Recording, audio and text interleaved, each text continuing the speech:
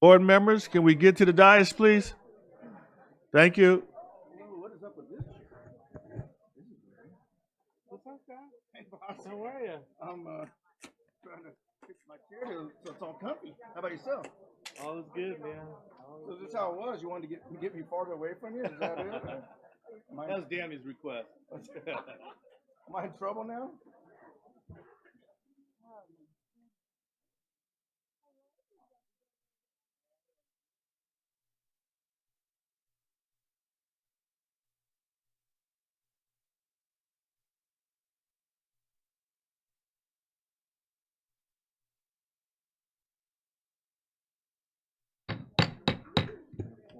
Like to call the meeting to order.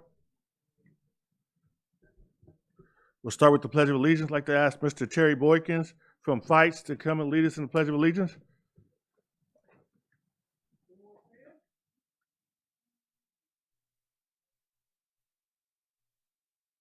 Of the United States of America and to the republic for which it stands, one nation.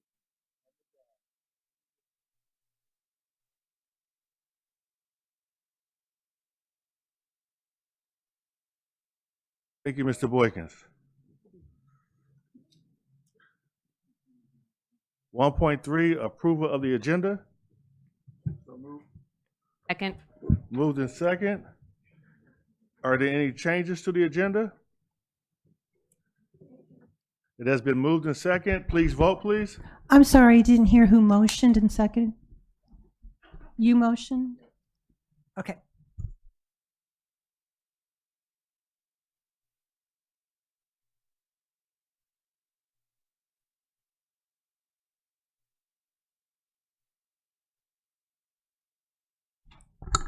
And we need the student board members to vote.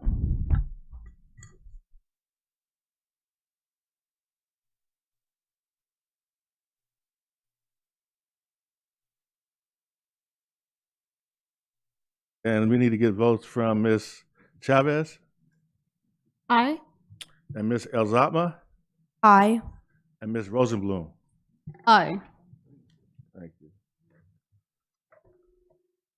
And I'd like to have, we're at 2.1, resolution in recognition of Dr. Margaret Hill Day. I'd like to ask Dr. Scott Wyatt to read that for us. Thank you, Mr. President. Whereas Margaret Bynum Hill was born on December 17, 1940 in Virginia, and whereas Dr. Margaret Hill grew to love education, earning a bachelor's degree from Norfolk State University, a master's degree in education administration from Cal State San Bernardino, and a doctorate from the University of Redlands. And whereas Dr. Hill began her educational career as a teacher at San Bernardino High School in 1971, and later became a vice principal and principal, spending the last 16 years before her retirement from the San Bernardino City Unified School District as the principal of San Andreas High School. And whereas after her retirement, Dr. Hill returned to San Bernardino City Unified School District as a board member in December of 2011. Whereas throughout her life, Dr. Hill served on a number of nonprofit community-based clubs and organizations. And whereas Dr. Hill's work has been recognized over the years and was honored with the San Bernardino County School Board Association Distinguished Service Award, a Lifetime Achievement Award from the San Bernardino County Gangs and Drugs Task Force, and the Catalyst in Education Award from the Cal State University San Bernardino College of Education, to name just a few of her many recognitions and awards. And whereas our district honored Dr. Hill in 2019 by naming the remodeled boardroom as the Dr. Margaret Hill Community Room. And whereas Dr. Margaret Hill passed away on December 19, 2021, bringing great sorrow to her family, friends, and the many lives she touched throughout her educational career. Therefore, be it resolved, the Board of Education of the San Bernardino City Unified School District does hereby recognize Saturday, January 20th, 2024, as Dr. Margaret Hill, All About the Children Day, and encourages all schools to participate in remembrance activities. So move. Second. Moved by Dr. Wyatt and second by Ms. Alexander. Please vote. Student board members, Ms. Chavez, Aye. Ms. Elzatma, Aye. and Ms. Rosenblum. Aye.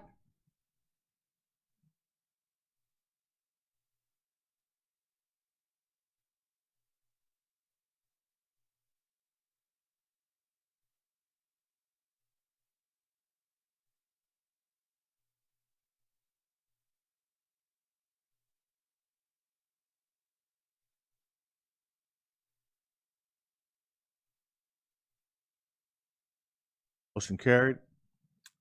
2.2, resolution in recognition of Ronald Reagan Day. Ms. Grande?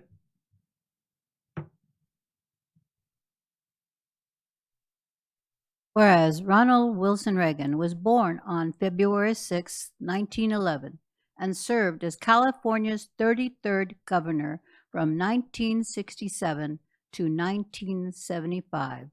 And whereas Reagan was known for his small-town values of hard work, tolerance, and the importance of education.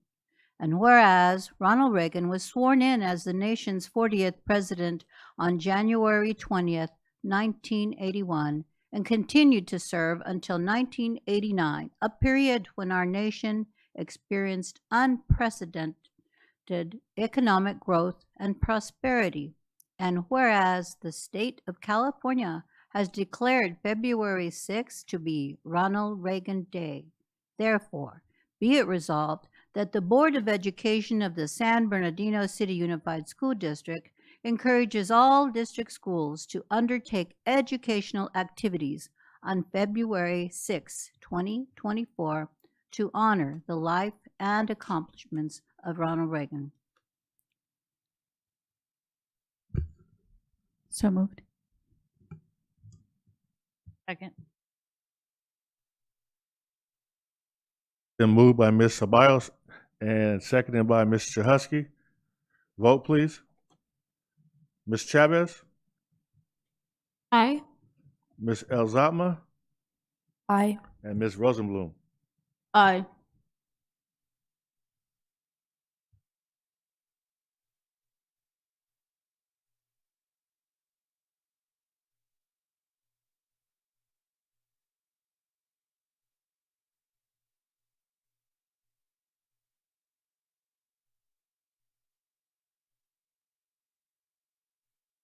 Motion carried. 2.3, resolution in recognition of National School Counseling Week. Ms. Chahusky, would you read that for us, please? Thank you. Whereas school counselors are actively committed to helping students explore their abilities, strengths, interests, and talents as these traits relate to career awareness and development, and whereas school counselors help families focus on ways to further the educational, personal, and social growth of their children, and whereas school counselors are instrumental in helping students, teachers, and families deal with personal trauma as well as the tragedies in their communities and the United States, and whereas the 2024 theme, School Counseling, Standards-Based Student Focused, shines a light on the fact that school counselors have an important role in maintaining standards for student success, therefore be it resolved, the Board of Education of the San Bernardino City Unified School District joins California and the nation in recognizing February 5th through February 9th, 2024 as National School Counseling Week, and encourages all schools to promote awareness of the role school counselors play in preparing students for fulfilling lives as contributing members of society. So moved. Second. Been moved by Ms. Chahusky and seconded by Dr. Wyatt. Vote, please. Ms. Chavez? Aye. Ms. Elzatma? Aye. And Ms. Rosenblum. Aye.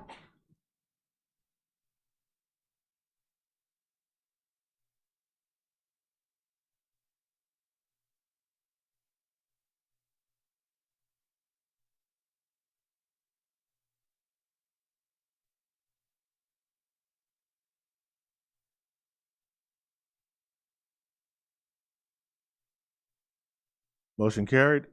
2.4, resolution in recognition of National Black History Month. I'd like to ask Mrs. Alexander to read that for us. Whereas National Black History Month traces back to 1915 when Dr. Carter G. Woodson founded the Association of the Study of Negro Life and History, and whereas Dr. Woodson established the celebration of Negro History Week, which was celebrated for the first time during the second week of February 1926 to correspond with the birthdays of Frederick Douglass and Abraham Lincoln, both men who were great American symbols of freedom. And whereas in 1976, President Gerald Ford issued the first National Black History Month proclamation calling upon Americans to seize the opportunity to honor the too often neglected accomplishments of Black Americans in every area of endeavor throughout our history. And whereas National Black History Month recognizes the significant contributions of African Americans throughout our nation's history through their contributions in arts, entertainment, law, politics, sciences, sports, and so much more. And whereas the Board of Education recognizes the importance of learning the history and achievements of African Americans, not only during National Black History Month, but throughout the year. Therefore, be it resolved, the Board of Education of San Bernardino City Unified School District declares the month of February of 2024 to be the National Black History Month and encourages educators, students, and families to learn about the heritage and achievements of African Americans through appropriate programs and activities. So moved. Second. It was moved by Mrs. Alexander and seconded by Ms. Medina. Vote, please. Ms. Chavez, Aye. Ms. Alzatma, Aye. and Ms. Rosenblum. Aye.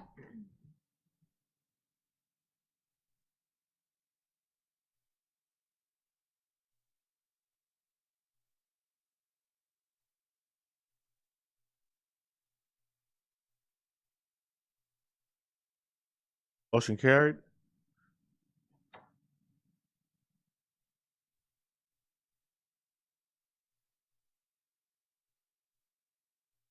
That brings us to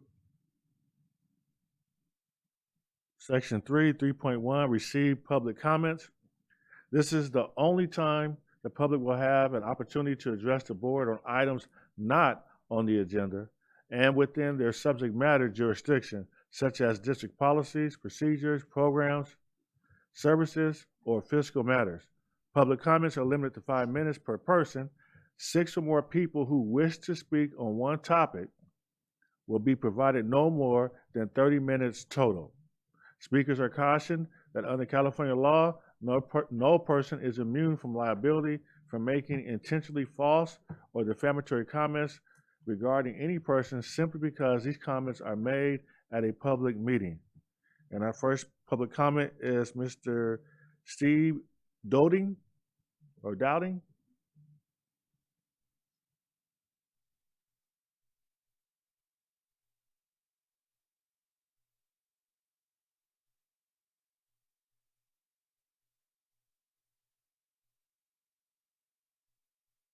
Sorry, first time on this. Sorry, guys.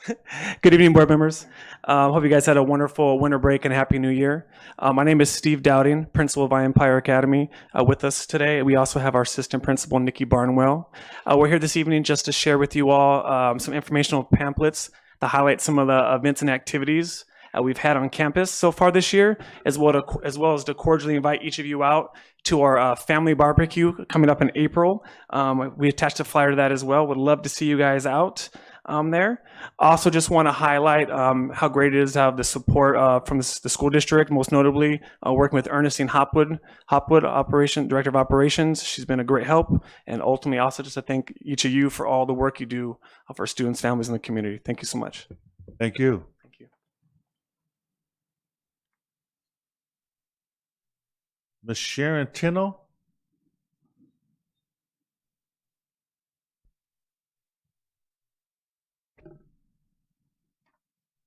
Good evening, Superintendent, Board President, and school board members.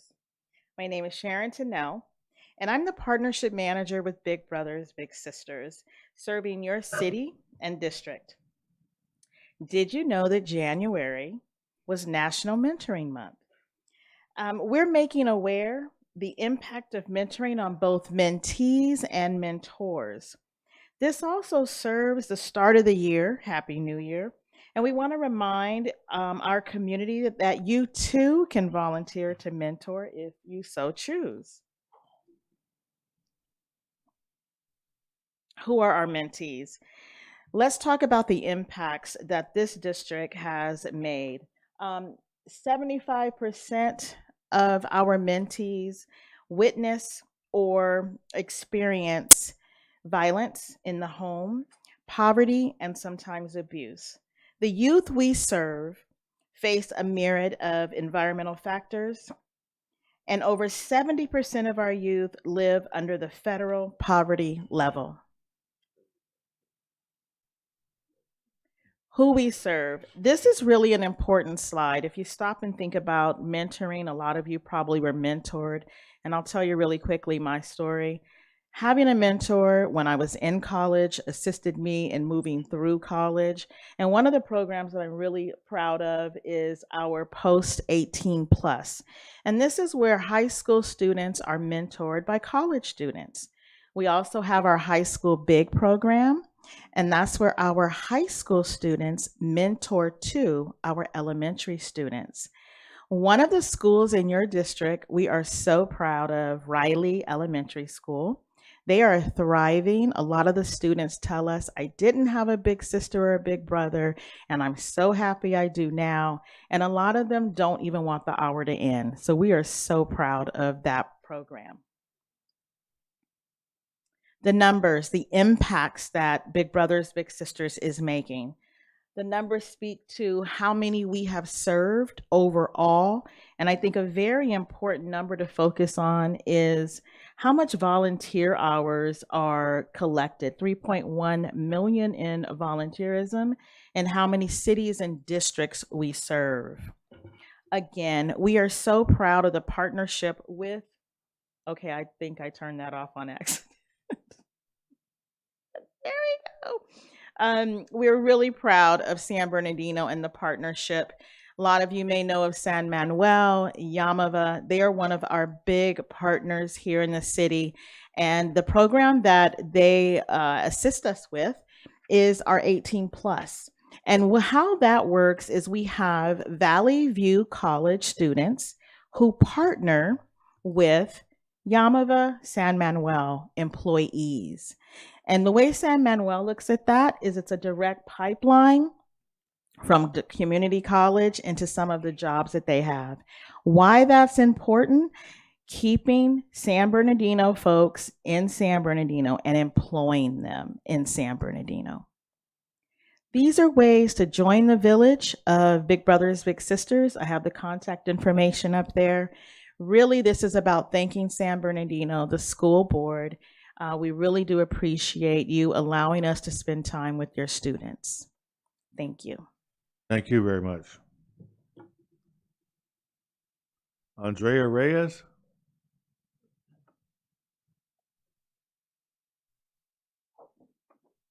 No excuses. Yeah, this is Andrea Reyes. She's a junior at Cajon High School. And the message that she needs to keep showing is sending a message to all staff, board members, community members, that all students need to be given effective support in order to succeed academically. So just a reminder, no excuses.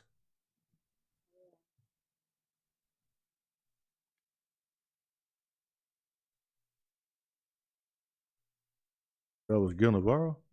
Or I'm just Mr. Terry Boykins.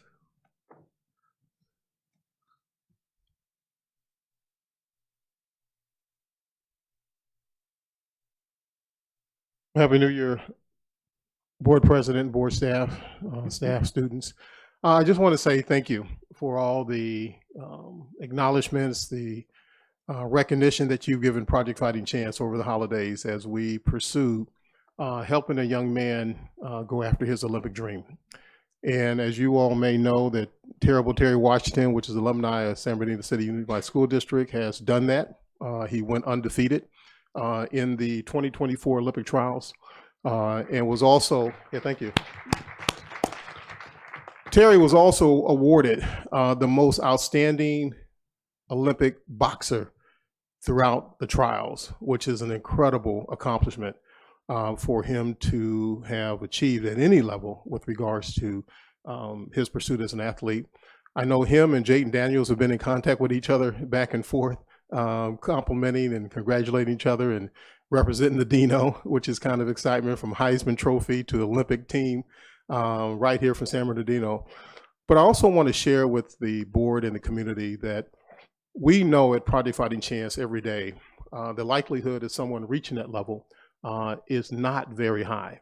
But what is high is that our staff has continued to stay committed to these young people to reduce childhood violence, aggression, trauma, and childhood obesity. We open those doors every day at Reuben Compost Community Centers, not just for the Terry Washingtons, but for every child that steps in there, which there has been a lot of them lately. And we're excited to be back on site. There's been a lot happening. I also recently learned that we were the finalists for a major grant from a law firm that is concerned about violence amongst teenagers in America.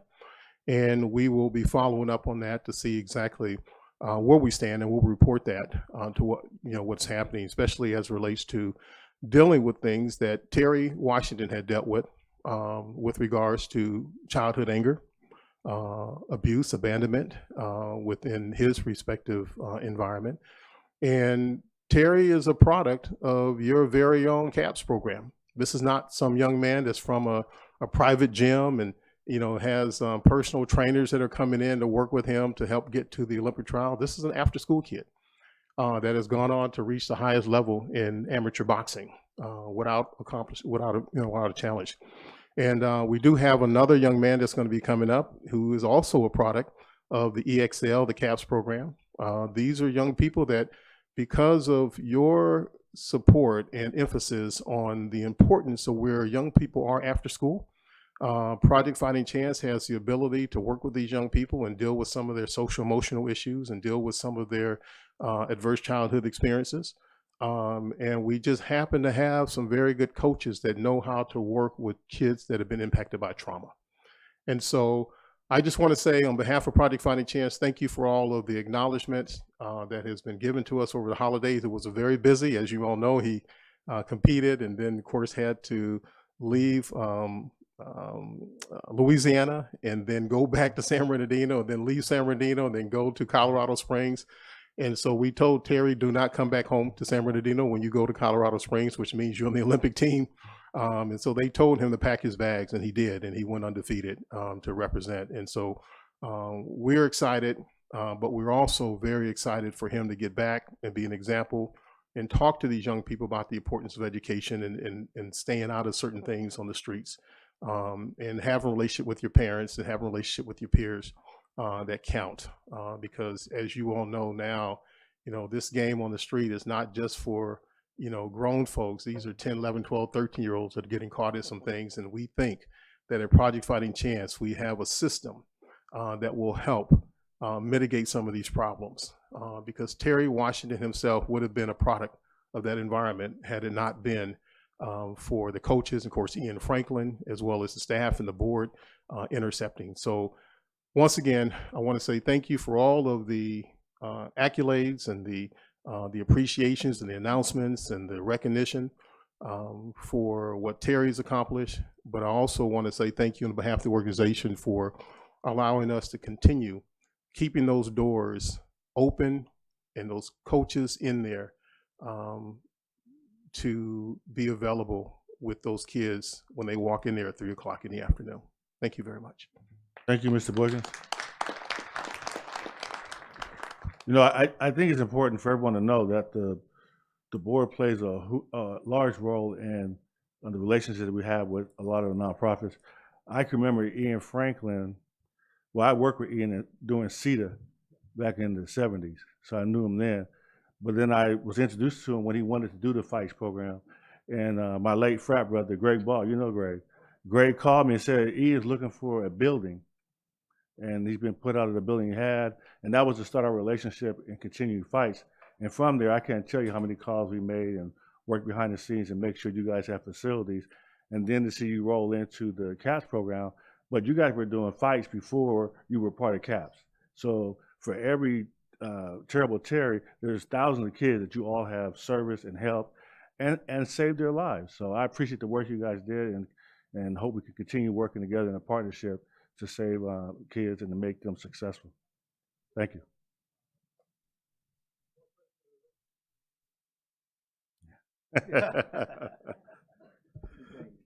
I'm a lover, not a fighter.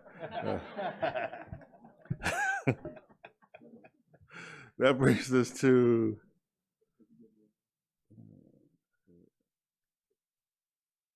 3.2, Upward Bound, and this is a item that Mr. Navarro wanted to present, and we agendized it for him. Good evening, Board President Danny Tillman, Myra Sabalas, Board Vice President, board members, staff, community members this evening. And I wanted to congratulate Danny Tillman as being our new president and Myra Sabalas as our new vice president. Congratulations. Thank you.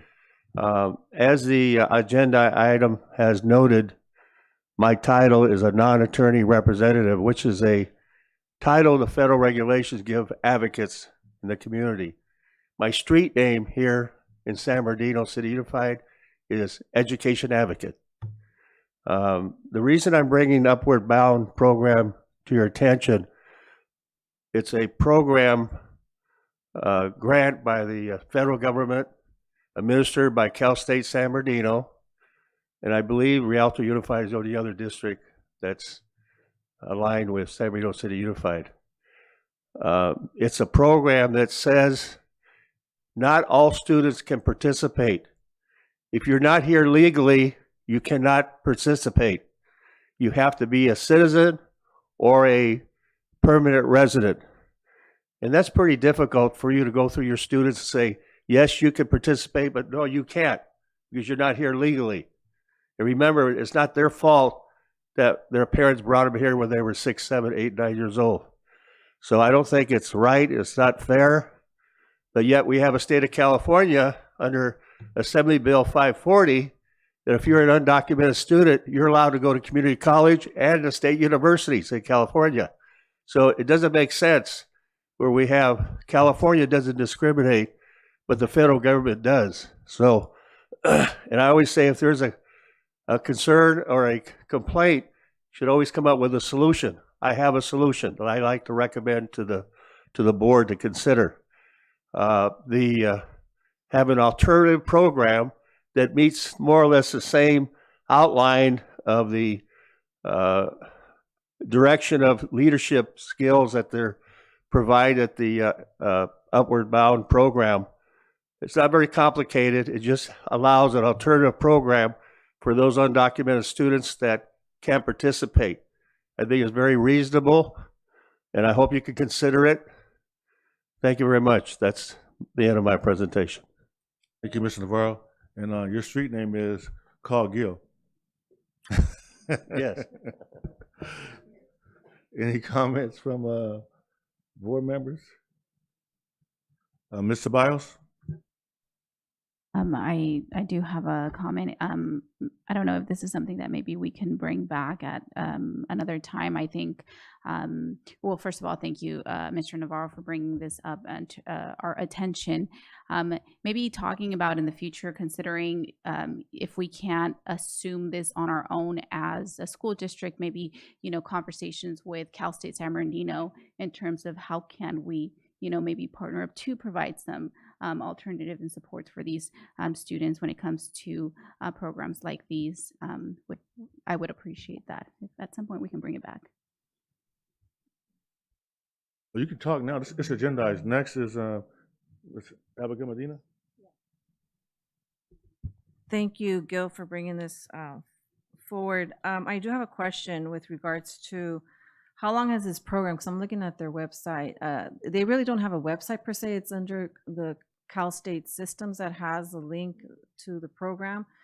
In the school district, do you have information, or maybe anybody has information regarding how long has this program been in our school district? Well, Bound has been around since the 70s.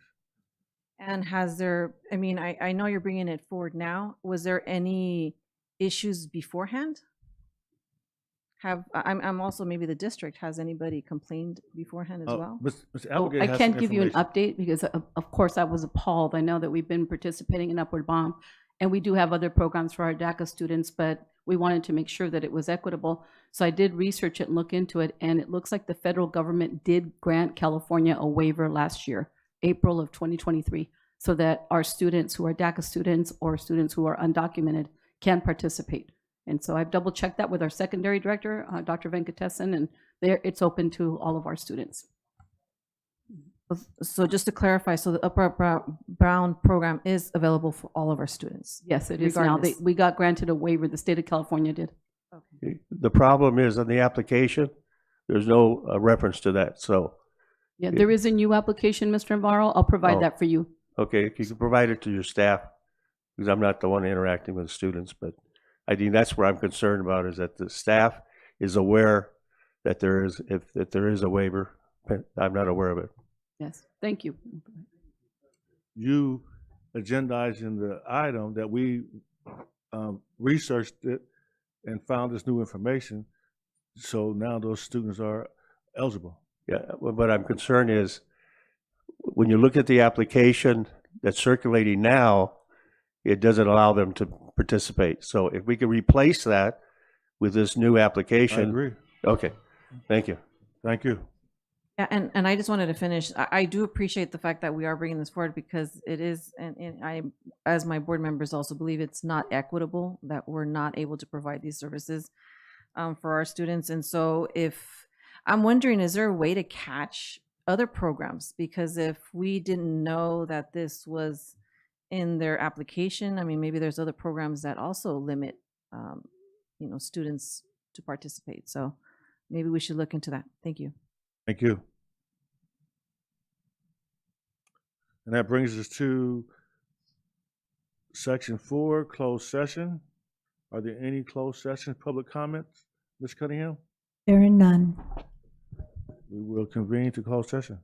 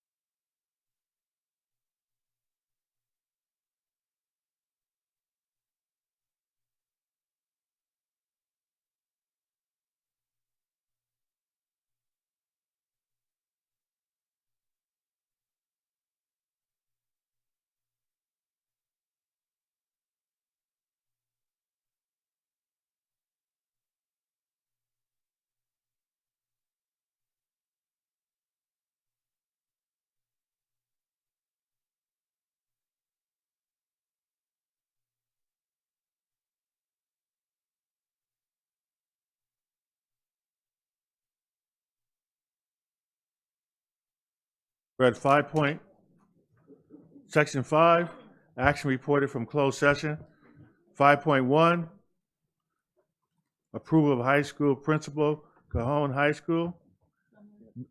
Be it resolved that the Board of Education approve the appointment of the following employee: Christopher Jackson, high school principal, Cajon High School, effective date, work, year, and salary be determined, funding 035. I heard a motion by Ms. Chahusky. So moved, sorry. Second. And second by Dr. Wyatt. Vote, please. Ms. Chavez? Aye. Ms. Elzatama? Aye. And Ms. Rosenblum? Aye.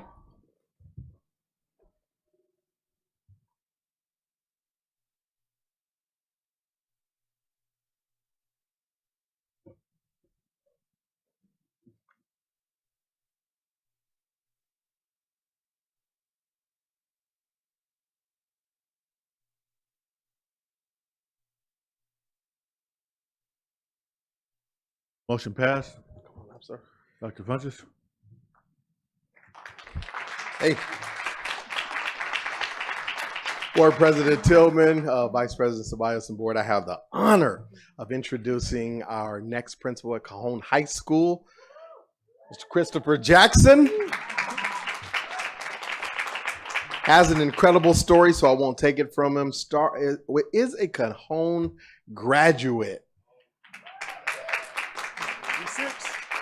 Ready to come back home and do very good work, Equity Warrior. I turn it over to Mr. Jackson. Well, first of all, I just got to say what an honor it is to be here tonight. I think I'm another example of a homegrown San Bernardino dream come true. First of all, I just want to say thank you to my family, who a lot of them are here tonight, for supporting me. If you'd have asked me 28 years ago when I was walking the halls of Cajon if this was going to be in my future, I'd have thought you were crazy. But I just can't tell you enough how appreciative, how humbled, how grateful I am for this opportunity. All the panel members that were on the interview, thank you for the opportunity to live out my dream. The district administration, Superintendent Ariano, board members, community members, our community, my community. I'm just so proud of this opportunity. I'm grateful. And again, I won't do you wrong. You won't regret it.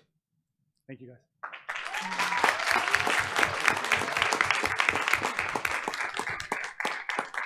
Thank you very much and welcome aboard. 5.2, High School Vice Principal, San Gorgonio High School. Be resolved, the Board of Education approve the appointment of the following employee, Damon Coleman, High School Vice Principal, San Gorgonio High School, effective date, work, year, and salary to be determined, funding 252. Second. Moved by Mr. Husky and second by Ms. Ceballos. Vote, please.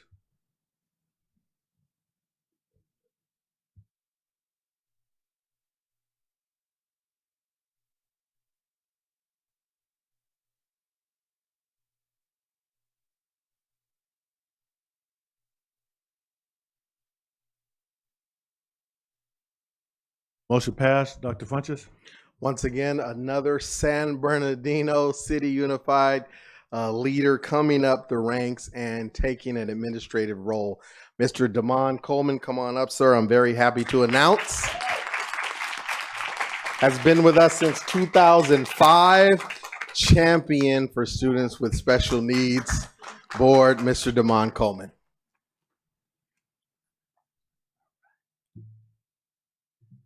Superintendent Ariano, esteemed members of the board, I'm both honored and thrilled to be selected as vice principal for San Gorgonio High School. I'm excited to have the opportunity to serve under Principal Delatorre's visionary leadership, and I look forward to teaming with our Spartan family to continue a legacy of academic excellence. Thank you for this opportunity to serve. Thank you.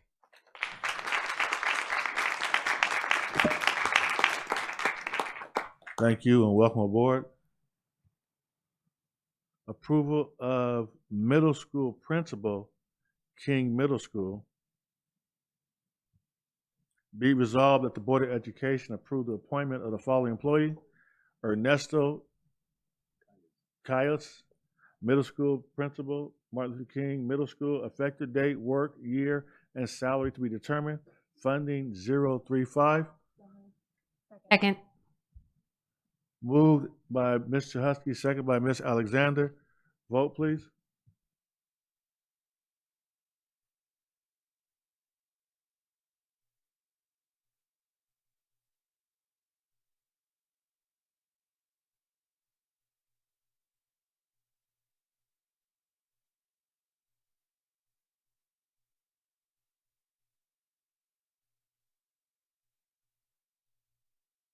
Ms. Rosales Medina?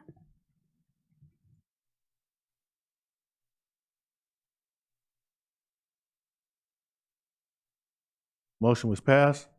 Dr. Funches? Board, another San Bernardino native, grew up on the west side of town. We are excited about his leadership, headed over to King Middle School, has been with the district before, round trip ticket once again in the second capacity in terms of administrator at a middle school. So, board, without further ado, Mr. Ernesto Cayes.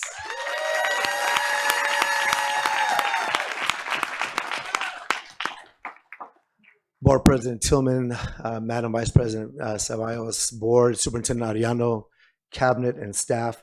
It is my honor to come back home to San Bernardino.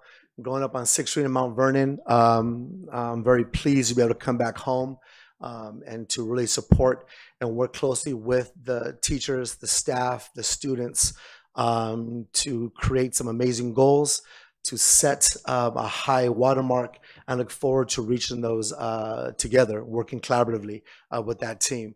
I want to thank my family who's watching at home, and my daughter Eli Cayes, who is the future San Bernardino employee one day. And I look forward to that. But thank you so much for the opportunity. Thank you so much for allowing me to continue to serve this community. And thank you so much for blessing me with another school. So thank you so much. And I wish us all the best of luck.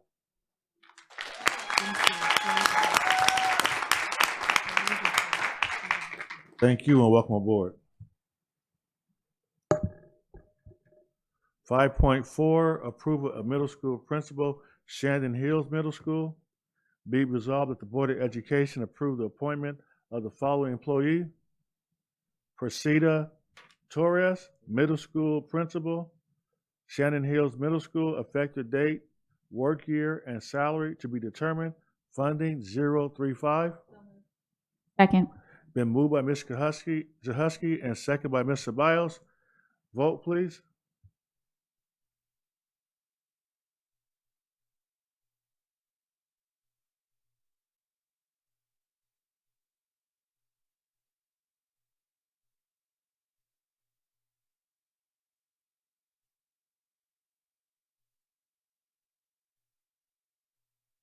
Motion passed. Dr. Funches. Board, San Bernardino City Unified is full of greatness. Tonight, I introduce to you Dr. Persida Torres.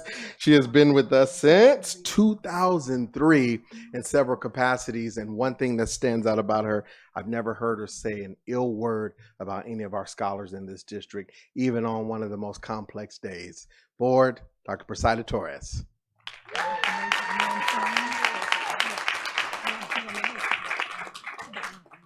Good evening, everyone. I want to thank the board, Superintendent Ariano, the cabinet members for this amazing opportunity. I appreciate all of you for having the faith in me to lead the Shandon Hills team. As I embark on this journey, I want to reassure you that I'm going to lead with love and compassion as I continue to work with the great things that Shandon Hills is already doing and also celebrating their successes. So in closing, thank you, God bless, and good evening.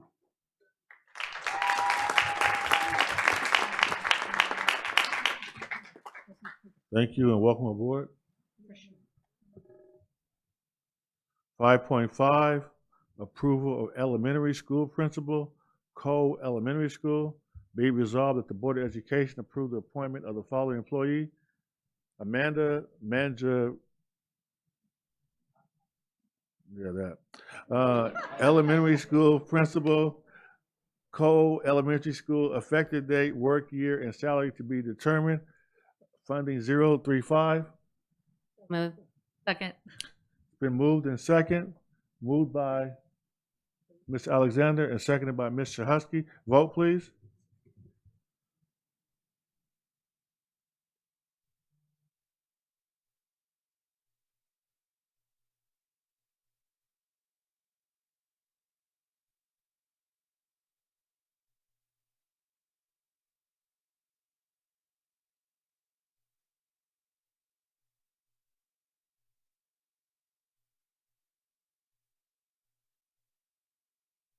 Ms. Rosales Medina.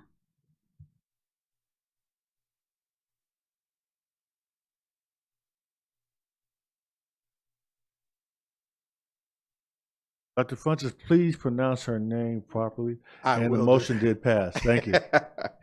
So, board, I do introduce to you Mrs. Amanda Manjares. Took me a few times to get that correct. I think I got it right about now. And another leader, excellent leader, returning back to San Bernardino City Unified. Started here in 2006, has become a vice principal in another school district, but excited about the opportunity to return. Mrs. Manjares. Thank you, Superintendent Ariano, board, Cabinet, thank you for the opportunity. I'm so grateful for it. I'm coming home. I'm excited. I too am a product of San Bernardino Schools, Cajon High School. I am coming back. I served for 16 years here in SBCUSD as a teacher as well as a program specialist with elementary instruction. So I'm really excited. I live in this community. This is home. So I just wanted to say thank you. And I'm excited to start in a new capacity at Cole Elementary. Thank you.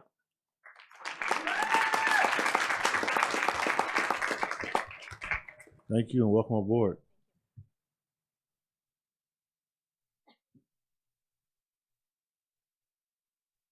Five 5.6, no, we're at 5.7. Okay, 5.6, approval of elementary school principal at Cypress Elementary School. Be it resolved that the Board of Education approve the appointment of the following employee: Jennifer Barber West, elementary school principal, Cypress Elementary School, effective date, work year, and salary to be determined, funding 035. So moved. Second. Been moved by Ms. Chahusky and second by Ms. Ceballos. Vote, please.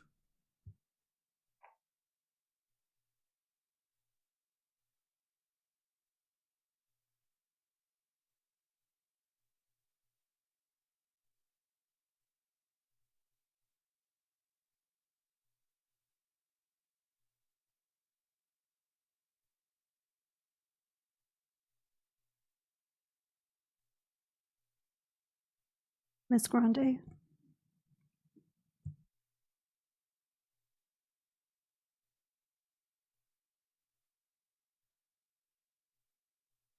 Motion passed. Dr. Funches. Board, once again, another fabulous San Bernardino City Unified School District manager being promoted to principal. And I will say this, in talking with the staff at Cypress Elementary School, they're excited as well about the leader coming on board, moving up from VP to principal, Mrs. Jennifer Barber West.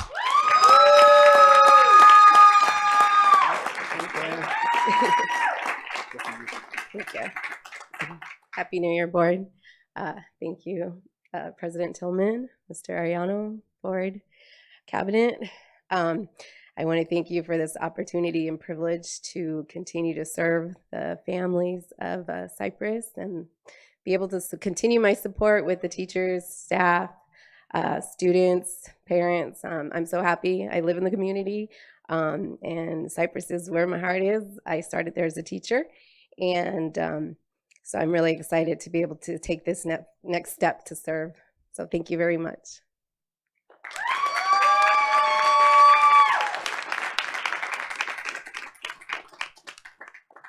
Thank you and welcome aboard. 5.7, approval of communications manager job description. So moved. Been moved. Second. And second, vote please. And it is be it resolved that the Board of Education approves the job description of the communications manager.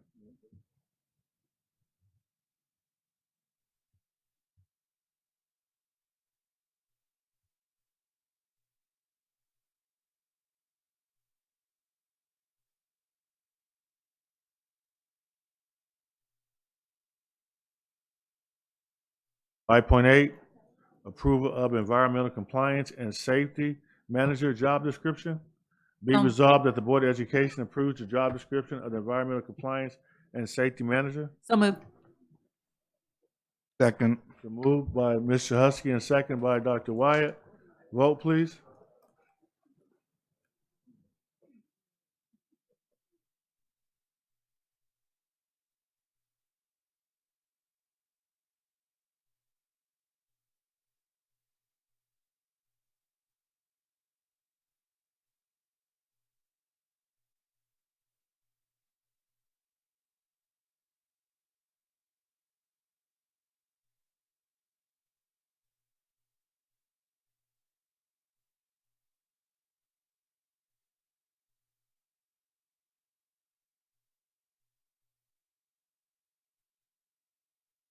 Motion passed. Expulsions. Be resolved, the Board of Education accepts and adopts the recommendation and findings of the hearing panel based on a review of the panel's finding of facts and recommendations, and orders the expulsion of the following students with identification numbers as listed below in accordance with the board rules and regulations and in compliance with Education Code Section 48900. So moved. Second. Been moved and second. Vote, please.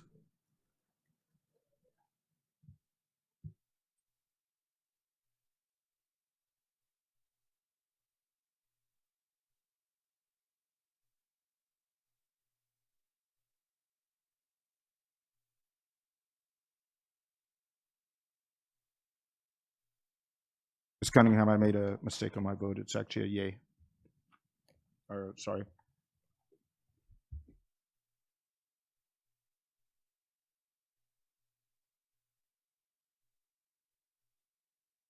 Motion passed.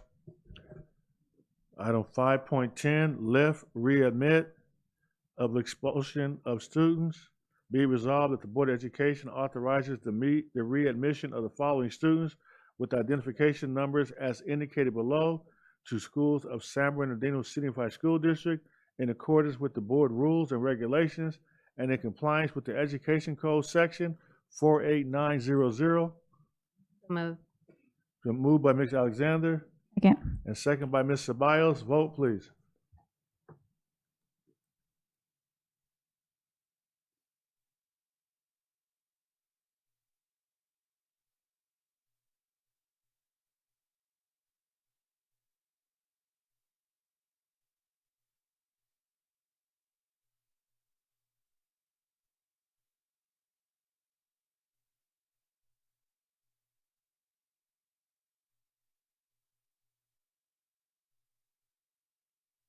Ms. Chahusky?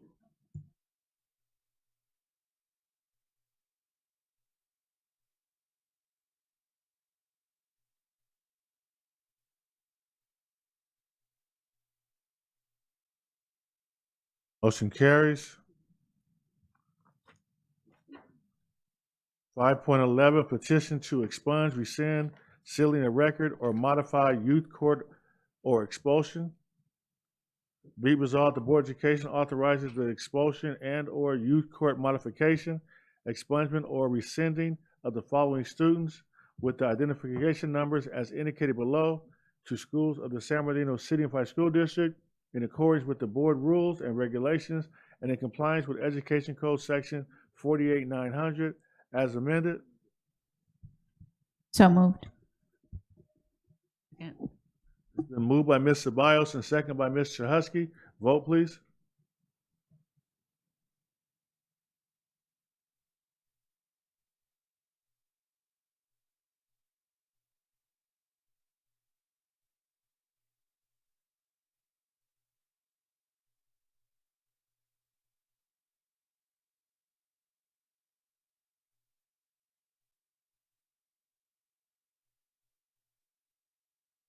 Motion passed. 5.12, students recommended for suspensions but deleted from student assertive discipline due to completion of youth court or due process errors.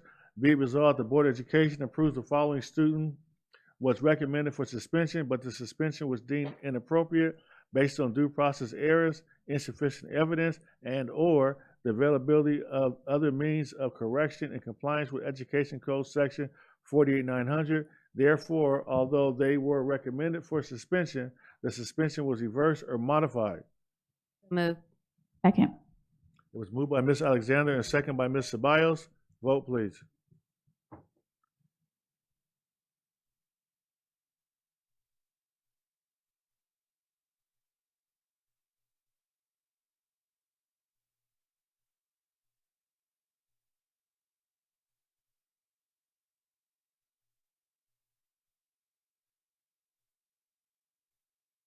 Motion passed. 5.13, students recommended for suspension or expulsion, excluding mandatory offenses, but remanded to youth court for other means of correction. Be it resolved that the Board of Education accepts and adopts the recommendation and findings of facts of positive youth development and orders the suspension or expulsion of the following students with identification numbers as listed below in accordance with the board rules and regulations and in compliance with Education Code Section 48900.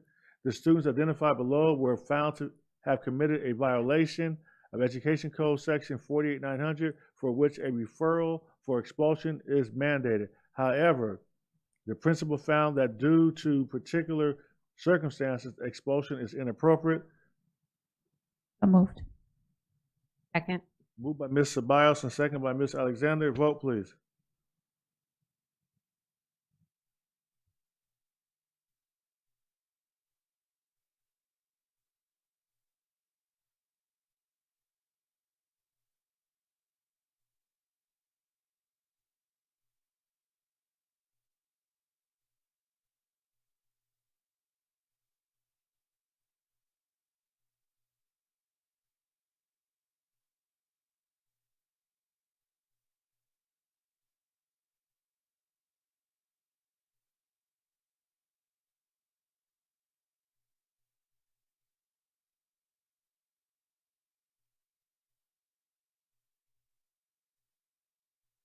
The motion passed. That brings us to section 6, student board members. Yes. And 6.1, reports from student board members. I'm going to start with Ms. Rosenblum.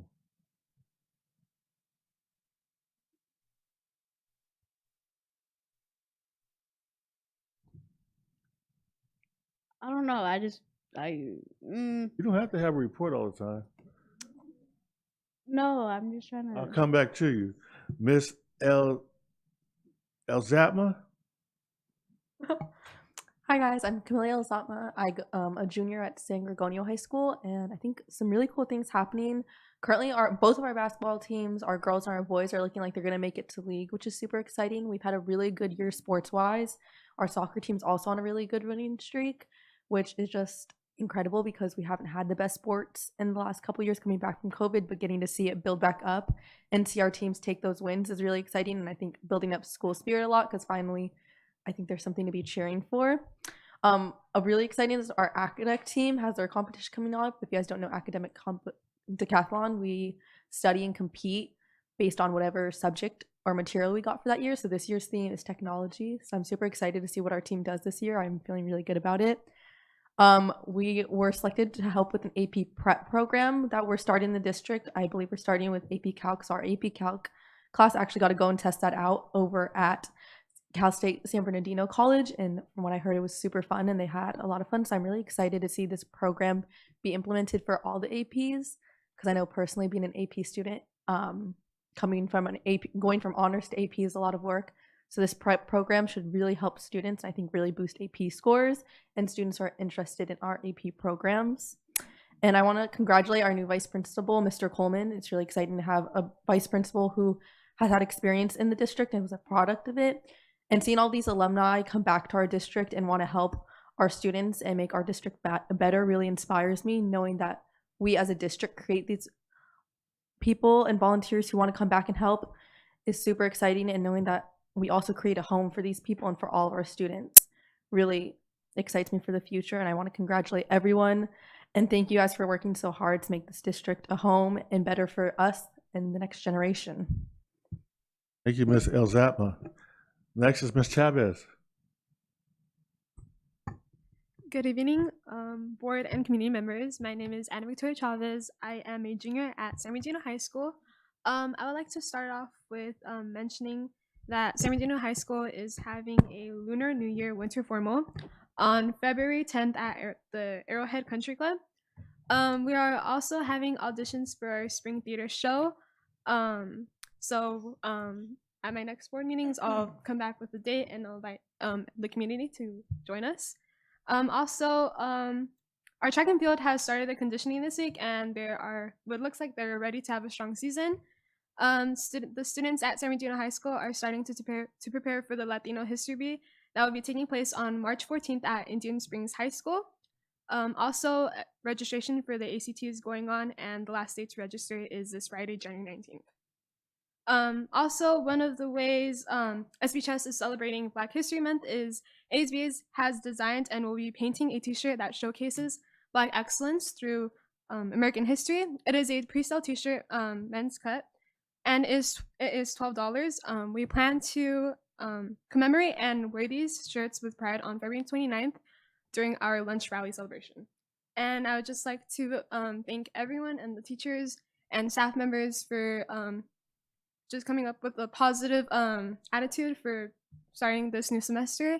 And I just like to wish luck to all the students this semester because it is a hard semester with AP testing and state testing, and for the senior students last semester. So I just hope this is a good semester for everyone, and thank you. Thank you very much, Ms. Chavez. Ms. Rosenblum. I got it this time. I'm sure you do. I want to make sure that I want to give thanks to my school for making sure that I'm getting tutoring for my math class, and having teachers and adults like the principals making sure that I'm doing like my mental state's okay, and then my CSO officer Rojas for being there for me mentally and emotionally when I would have my breakdowns and I wouldn't want to go to class. And then I would also want to thank Dr. Rumundo, my principal, and Miss Singer for helping me to bring me up to my feet after I had some family issues and being able to bring my smile back. And you might want to say the school you attend since you. Oh, I attend Pacific High School, and I'm a junior. Thank you very much. Thank you all for wonderful presentations. And you don't have to leave now, but I just want to make sure you have the opportunity to leave anytime after this, because I know you all have classes and schoolwork. So we purposely moved this up to get your comments in early to allow you to leave if you have to, okay? Thank you very much.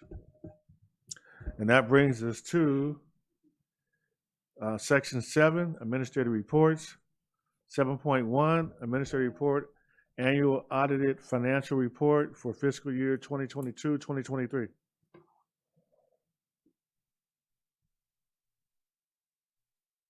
Board, tonight we have Mr. Bobby Patel from I. Bailey and Mr. Jim Cunningham from Accounting Services, who will be presenting a brief overview of the financial statements for that time period. Thank you so much for having me today, board members, members of the cabinet. I'll go over the district's financial statements and the audit report. Before I get started, I usually like to start with defining what an audit is. It's basically a process designed to provide a reasonable assurance whether the financial statements are free of material misstatements. And the way we get there is through a risk assessment approach of the district's internal controls and processes, and ultimately testing a sample based on a selection criteria we determined.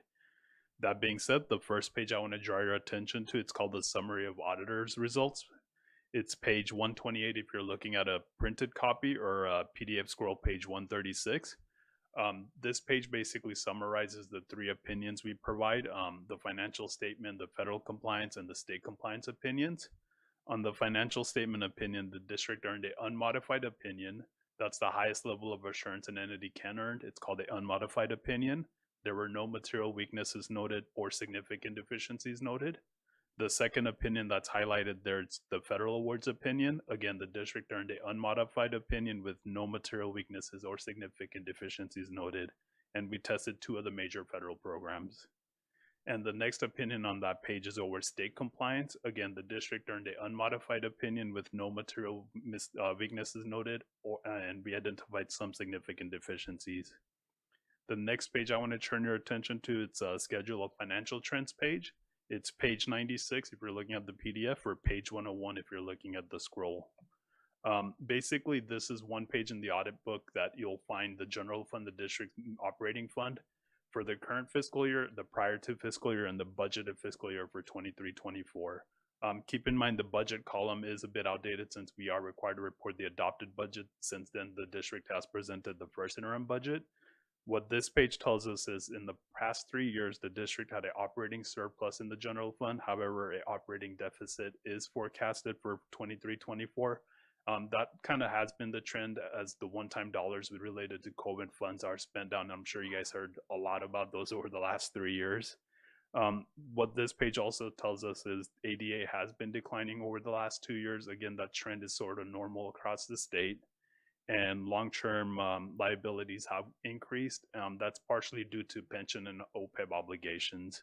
That being said, I'm open to any questions you might have. I had a question on page 96, where it says budget 2024. Is that the projected ending balance for 2024? Yeah, that'll be the projected general fund ending balance as a July 1st adopted budget. That being said, that could change throughout the year depending on the revenue and expenditures as it occurs. Thank you. Any other questions? Thank you very much. Appreciate it.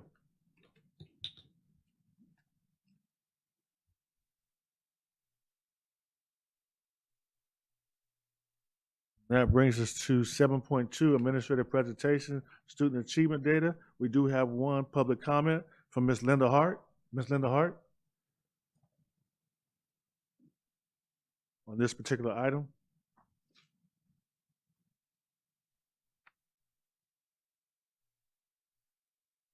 To the superintendent, the president of the board, and the board members. Basically, I came for another reason, but after looking at the data here, I had to speak on behalf of concerns. Coming to the board for many years, even when Francis Grice was coming, I would think by now many of the data that we're going to hear today would have had improved. I've always said if we can put someone on the moon, why can't we see improvement when it comes to the African American student? So for me, the map just was not mapping out. When I took a look at the graduation rate compared to the English language and arts, I'm thinking for me, and you can help me with this later, if they can't read, how are they graduating? I'm just kind of using common sense at this moment. And suspension rates are at the highest. So if they're not in school, again, how are they graduating? So I want to say that it's great to hear that many of your new appointees are San Bernardinians, which is great because they're going to bring the passion, I feel, and new innovative ideals on helping our students to achieve. So I'm looking forward to see for the future what that looks like. And at the same time, being one of the original parents that helped start the Hardy Brown, you may say, or I may say to myself, well, why am I engaging? Because I really, don't have to. But my daughter had enrolled my grandson into San Bernardino Unified School District. So you will be seeing me because there's no way I feel that it'd be of service for him to be part of the Unified School District if in fact these areas cannot be improved. My granddaughter, who is a product of Hardy Brown, is second year at HBCU, Texas AME. And so I just want to make sure that all kids have an opportunity to achieve and be the best that they can.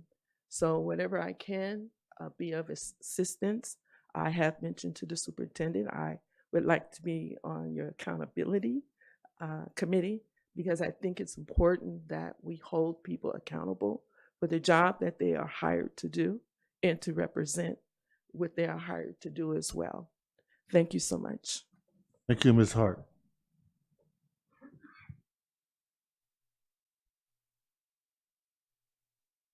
Good evening, board.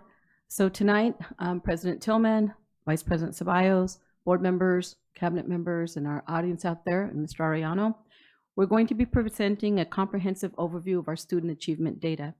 So Dr. Michelle Cleveland from Accountability and Educational Technology will be going over specifically our numbers from CAS scores and from the data dashboard, and then I will finish the presentation with some of our next steps. Can you please forward? So as mentioned tonight, you're going to get the update on the accountability measures that were just made available in December. They were unembargoed, and so now they're ready for presentation. We'll also review our English language arts and math CASP data, and this is our proficiency data, how many students proficient. And then you will also get a review of the performance of our major student groups. And then, like I mentioned, we will end it with a discussion on our next steps board. So I will go ahead and then talk a little bit about in our driver's slide, some of what stood out to us. So if you can, okay, thank you. We did meet our 95% participation requirement. That's always a great thing. Our schools were up for testing and did a great job. We also showed growth in our math proficiency. We had some slight growth in most of our student groups, as you will see, as compared to previous years. We did, however, show a slight decline in English language arts in our student achievement groups. And we also, we have a growth in some of our data dashboard metrics, as you will see. And then also, not mentioned here, but I did want to highlight that we do have some good growth in our English learner, English language development proficiency. So we know that they need to grow in language arts and math, but they really are growing leaps and bounds in their language development. Next slide. So I will go ahead and hand it over to Dr. Cleveland. All right, well, good evening, board, cabinet. Thank you for having me here tonight to review our California dashboard metrics. We are going to go through all of the metrics that are held in the state of California's school accountability system. So the dashboard, the intent of it from the state of California is to really be a growth model. And so as we look at these metrics, we're going to look at them in comparison from performance in spring of 2022 compared to the performance in spring of 2023. The state indicators, you can see them posted for you up there on the screen. We look at academics in the areas of English language arts and mathematics. We look at English learner progress as measured by the LPAC. And then we look at chronic absenteeism, our graduation rate, suspension rate, and college and career. We look at the California State Dashboard as an organization because each year it annually updates and it is the public-facing website. So as members of the community, whether they're in California, whether they're in our county or in our city, across the nation can log in and look at our California dashboard. And they can look at these metrics for our district, and they can look at these metrics for each of our schools. Additionally, this is the accountability system that works in tandem with our categorical funding. And so it is important that we look at it as a board and an organization. As we move through the data, I'm also going to be showing you the percent proficient for students in the areas of English language arts and math. And that is something that we've routinely looked at as a board. The data was unencumbered and made available to us in December, right as we went to break. And so we're happy to be here with you at your first board meeting out in January. The first area that we're going to look at is our academic performance indicators. You will see for each of the academic performance indicators a gauge, and this is the rainbow of colors that the state of California uses. It moves from red to orange to yellow to green to blue, red signifying the lowest performance, blue signifying the highest performance. And in each of our indicators, we are provided one of those metrics. For academic performance calculations, and this goes for English language arts and math, for every grade level that takes the CASP in the spring, students receive a scale score. That scale score tells us how far a student is from mastery of standards, so being at grade level, or how far beyond that student is in mastery of grade level standards. Each of our students receives a score. Those scores are averaged at each of our schools, and then the 2 years are subtracted from each other. That gives us our distance from standard or distance from 3 for each of our school sites. And with that, we are given one of the colors. And so we're going to take a look at each of our major areas and our student groups for the dashboard. So what you see on the screen right now is our academic performance for English language arts. As an average, district-wide, we are 49.7 points below standard. That is our average in grades 3 through 8 and 11. Those are the students that take the CASP in the spring. For us, that is 23,081 students who did participate, and that does put us at orange for the dashboard for English language arts. What you see projected up on the screen now is each of our student groups, and we have 13 represented student groups that are shown on the dashboard.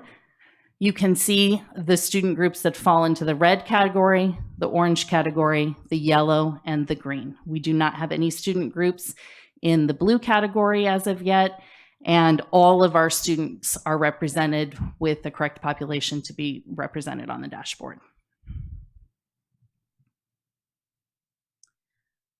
So this is the growth model, and as students make growth in the area of English language arts, our hope and what we're monitoring at the school sites is that we're moving them from red to orange, from orange to yellow, and so on and so forth. What does that mean for proficiency? So for proficiency of standard, this is the percent of students who are proficient in English language arts by school level across our district. In 2023, you see us sitting at 31.9% overall district. In the elementary level, we are at 27.4%. At middle school, 37.9%. Comprehensive high school at 43.3%, and our continuation high schools at 7.4%.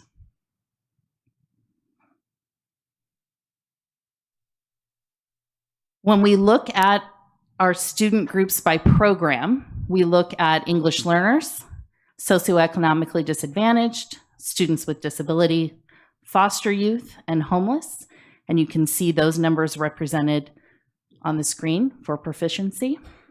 The red line that appears is the line that designates the county average for CASP, for ELA.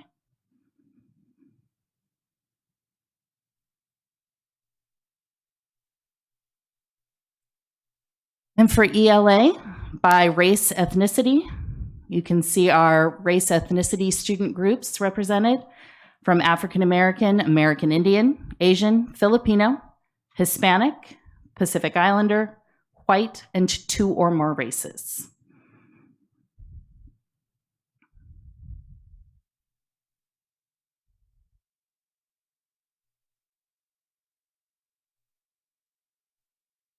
And when we look at comparison to local and similar districts, these are going to be districts that are similar size and demographics based on a few of our linking studies that show us that these are comparison districts that we look at and we continue to track.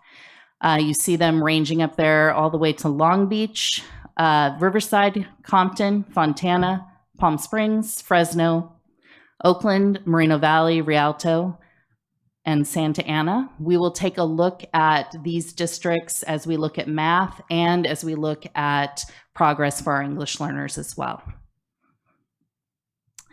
Up at the top of that particular slide, we have also put the gauges where those particular districts tested and showed growth for English language arts. As you can see across the state, English language arts was fairly stagnant. There was not a tremendous amount of growth in proficiency. Many of the districts saw a decline. And so most of our districts across the state of California ranked in either red or orange for ELA growth on the dashboard.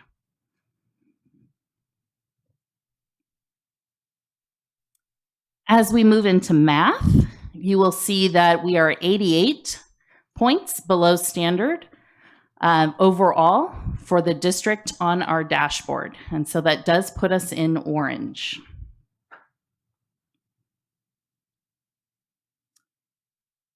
And for our student groups, this is where we are starting to see growth in our major student groups.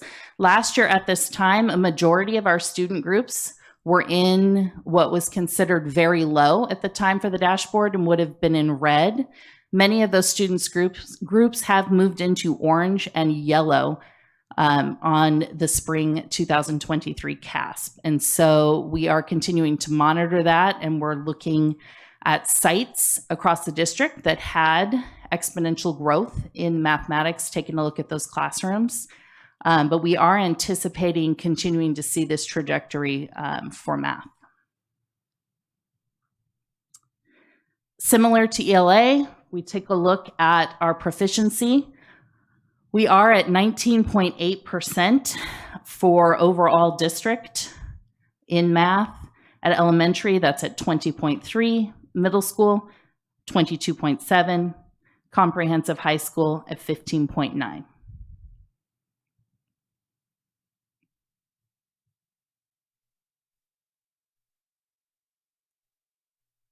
And by program, you can see our English learners, socioeconomically disadvantaged, students with disability, foster youth, and homeless. And once again, the red line does continue to mean that is the county average line.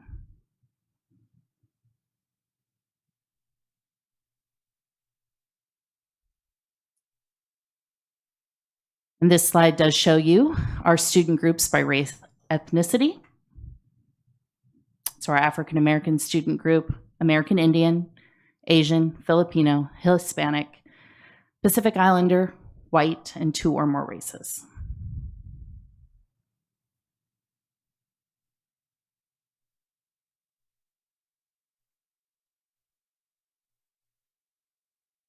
And you can see our local and similar districts. These are the same districts that we looked at for English language arts. Now we're looking at math. You can see that we are at the same place as Santa Ana. We are seeing growth in math district within our district, but also statewide. And so we are seeing that incremental growth. And you can see that represented up in the gauges as well, where we do see some yellow starting to come out in the state of California. So we're going to be continuing to look at that across the state. I am going to pause here, and we will take any questions that you might have about this particular set of slides before we transition to the next pieces.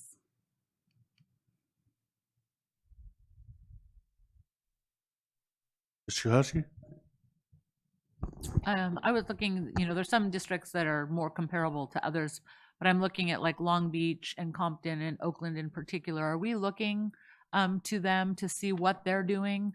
Because they are in a lot of ways more similar to us than some of our neighboring districts, to see how they're making those achievement gains, because there's a significant difference. So we are looking at both of those districts. And actually, when you think about some of the pieces that we have done district-wide, where we've broken into smaller clusters, we're really looking at PLC work significantly. That is a lot of what you'll see in those districts. Some of this work Long Beach was doing pre-pandemic, they've carried it post-pandemic, and so we see that alignment and that coherence showing up in their data. PLC. What does PLC stand for? Professional learning communities. So the collaborative work that the teachers are doing at the school sites. Thank you very much. Continue. Oh, sorry about that. Mrs. Alexander. My question is similar to what Mickey just asked, related to contributing factors. So we're looking at similar demographics when we look at Long Beach and Oakland. Mm-hmm. Are there realistic comparable things that we could pull upon? I know professional development is one of them, but what are some of the other ones that we can look at to particularly improve with our African American students, because we see the decline mostly right there? Yeah, so I would say, and I think Mrs. Applegate would agree with me, professional development structures are a big piece of what these larger districts have really taken a hold of, created alignment and coherence across those systems. So that's something that I know she's going to speak to as we get towards the end of the presentation. That's something that we're working on. I think continuing to look at how they are monitoring their students and what those systems look like is something that this whole team is consistently looking at. And so as we pull that data out, kind of speak to our colleagues in other districts, we're looking for those replicable practices. Soriano?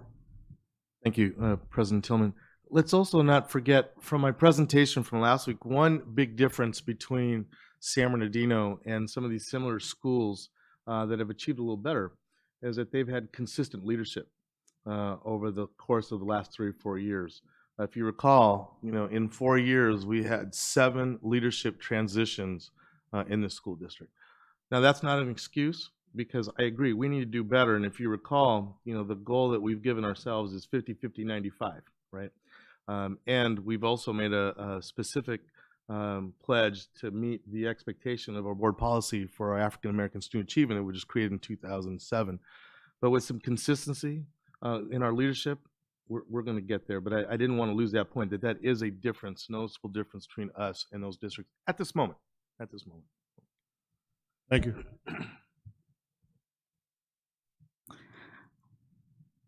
All right, so third area indicator that we look at in the area of academic performance on the dashboard is what is considered the college and career metric. This is a combination indicator. So it takes into consideration multiple measures at a high school for a student to demonstrate that they're college and career ready. We are in medium.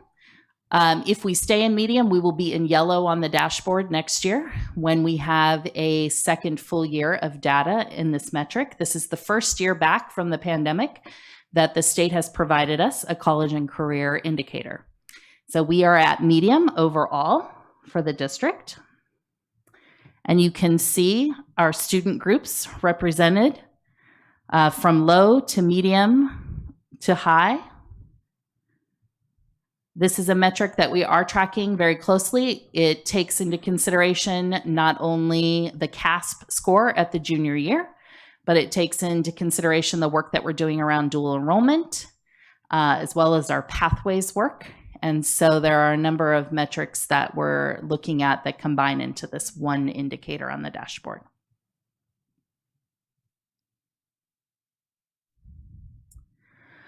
English learner progress is a big bright spot in our dashboard. We are yellow and we are at 48.5% of our English learners making progress. We are maintaining, which is what moved us to the yellow on the dashboard this year for English learner progress. You can see our performance across the district in this area. Overall, we're at 48.5%. At elementary, we're at 47.9%. Our middle schools are at 57.1%. And our comprehensive high schools are at 45.8%.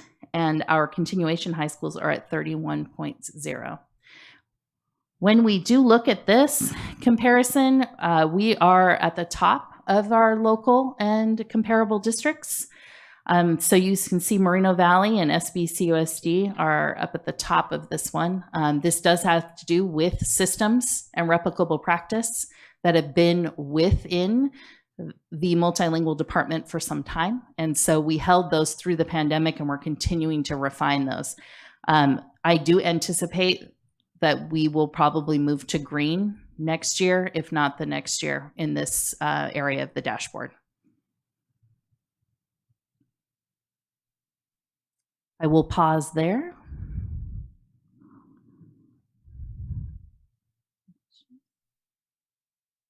All right.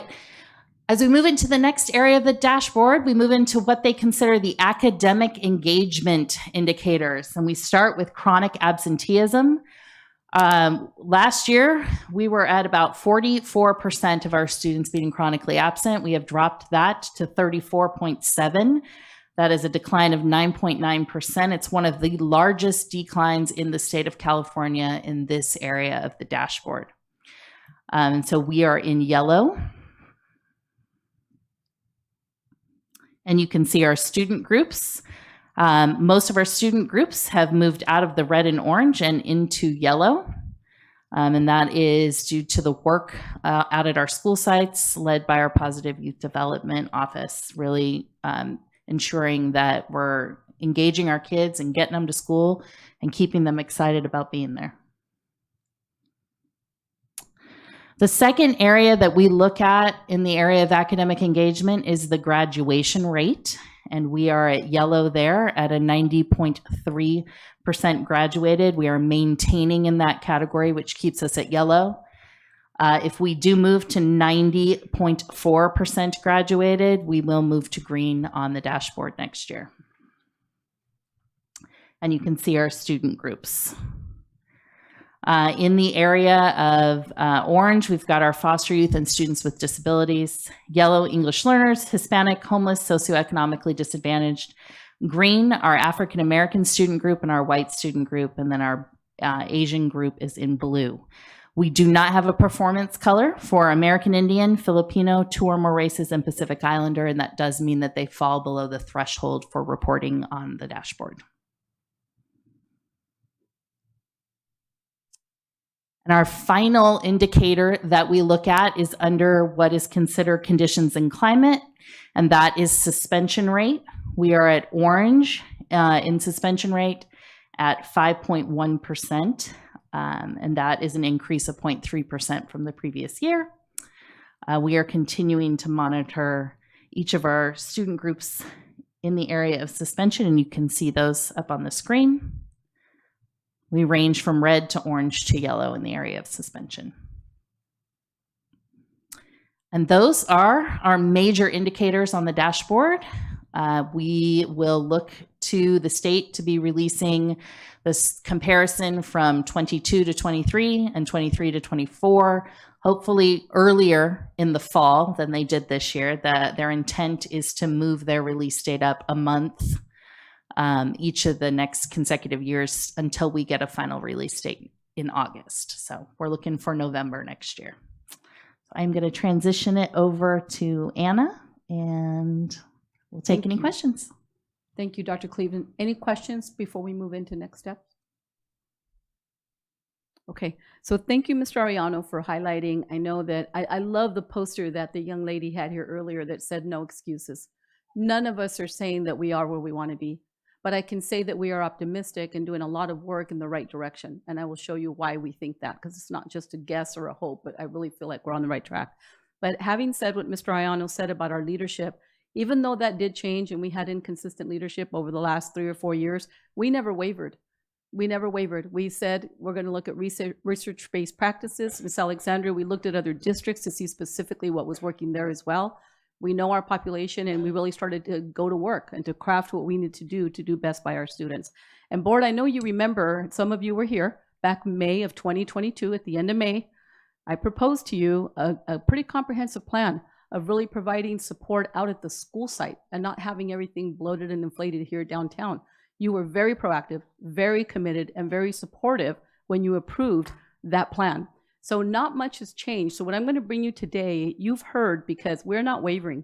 We don't want to mission drift. We know where we want to be, and we know how to get there. So I want to show you some highlights of some of the things. If you remember, that was 2022, that was May. The following school year, 2023, we spent an entire year. And thank you to Dr. Funches, thank you to Dr. Rodriguez, and you, board. We've got so many things in place last year. It was like hyperspeed, and you'll see in a minute. Very ambitious, but I'm proud to say that much of that is already well implemented at our school sites, and I've got to hand it to our administrators as well, our principals, and our teachers. Our teachers have been fantastic in really helping us to implement. So let's move forward. As you can see here, we've never wavered from our multi-tiered system of support that is research-based. We firmly believe all of our students deserve a very, very high-quality Tier 1 instructional program. So at all of our school sites, we've implemented Universal Design for Learning, which is really helping our teachers to design those educational opportunities for each particular child so we can meet their needs, because we know that there are many gaps and all of our kids are different and they have different needs. So we've really embarked on that. Dr. Cleveland and her team have done a fantastic job bringing us into the 21st century.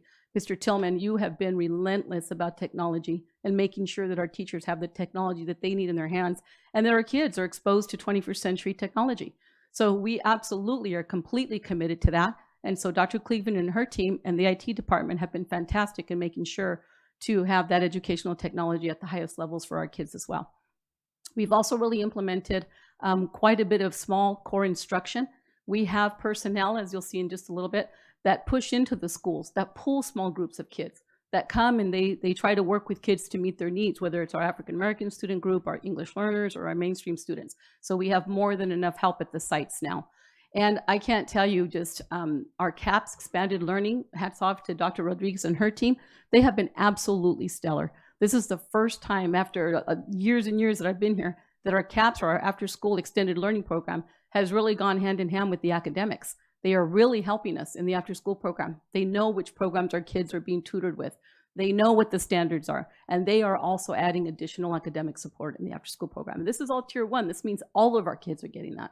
On top of that, if our students are not having success with the initial instruction being very strong, in tier 2, we have a very, very effective intervention system. And I say that with the initial data that we see coming in through our learning centers. So each one of our elementary schools, every one of them has some form of a learning center. So if the student is behind in reading or they're behind in math, they're being pulled in a small group during the day while the teacher's doing some universal access for the other students so they don't miss out on core instruction. Those students are being pulled and they're being monitored very specifically. We're learning exactly where they're breaking down in reading or which exact skills they need in math, and we're remediating because we want to make sure that we can get them back into the classroom in regular instruction for the entire day. We also have the after-school tutoring that we've provided and the weekend tutoring also. We have many companies that are helping our students.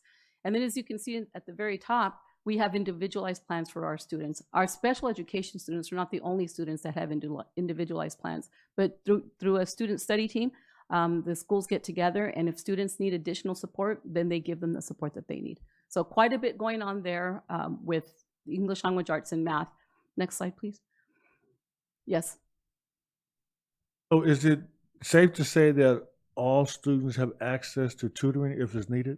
Absolutely. So if a parent calls me and says they need 100%, yes. And it's even on the weekend, it's even late night in the evening. So we do have access to several companies. So that was for our school sites. Those are all supports that are based at the school site.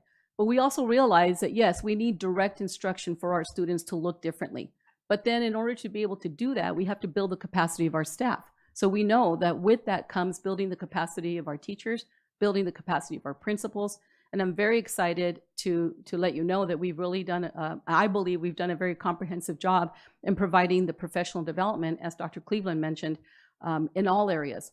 So when you look at tier 1, all of our schools are involved with professional learning communities. Every time we interviewed a candidate that came in here, we asked them a specific question. What is your experience with professional learning communities? Have you ever done it? What's been your role in it? Because it's really important that they have a goal in mind, they know how to get there, and the whole staff buys in. It can't be just the principal saying this is what you're going to do. The staff has to be part of that buy-in and have to want that as badly as the site leader. So the professional learning community allows for that collegial learning, and they have specific questions that they address dealing with assessment. They're very, very focused. It's not like they just meet anymore and they go into a room somewhere else. They really have conversations around assessment, around instruction. So that has been very powerful. And then we also have gone out of our way to really hyper up our administrative leadership training for our principals. Very instructionally focused. Every month, the principals spend an entire day with us, with Ed Services, with Dr. Rodriguez, with Dr. Funches if they need to go through anything, HR. But they spend the whole day with us really learning about what they should be looking for in the classrooms. What does that look like? You're talking about this strategy. What should I be seeing? So it's very focused on instruction, and we've been doing quite a bit around that. As you know, board, you've heard many times about our cluster model. And so as Ms. Alexander asked, Long Beach is one that adheres to the cluster model. And so that's really helped us be able to have a more direct impact and more direct FaceTime, if you would say, with principals. And then our cluster leads also walk schools with them. The cluster leads are out there at the schools with the principals, making sure that all this stuff is happening. So that has been also something that's been a game changer. And then you can see the rest of them, our principals are being trained through the National Institute for School Leadership. We have several that have participated in that. We do our classroom learning walks. The cluster leads do those sometimes twice monthly. So we're continuing to build that culture of data literacy, looking at data and not just guessing anymore or hoping or, so we're very, very determined and very specific on what we're doing. You can see tier 2, we actually have clusters of principals, like our newer principals, that we've assigned coaches for them, professional learning community coaches, because they might not know as much about it as some of our veteran principals, but we don't want to skip a beat. So we provided them coaches to be able to help them to get their staffs into that professional learning community culture. And you can see the rest, there are additional opportunities and supports that there are in tier 2 and tier 3 for our educators and for our principals. And our teachers as well. Our teachers are on board and they're excited. And we walk into classrooms and we see them doing things. I see them come to a professional learning. Then you go and walk in the classrooms and you see it happening. And it's really excited. And I think that they are also really stepping up and doing the best, the best jobs in classroom instruction. So these are things, board, that I had come to you with before, and we are not going to deviate. We are going to continue with these specific measures that we're doing for the schools and for our educators and leaders. Next slide, please. And I'd like to sum that up, that board, you were the ones that came and said you were fine with the proposed, bringing the supports to the school sites and putting our money where our mouth is. We can say millions of dollars had been attributed, and you can see the personnel that we have in place.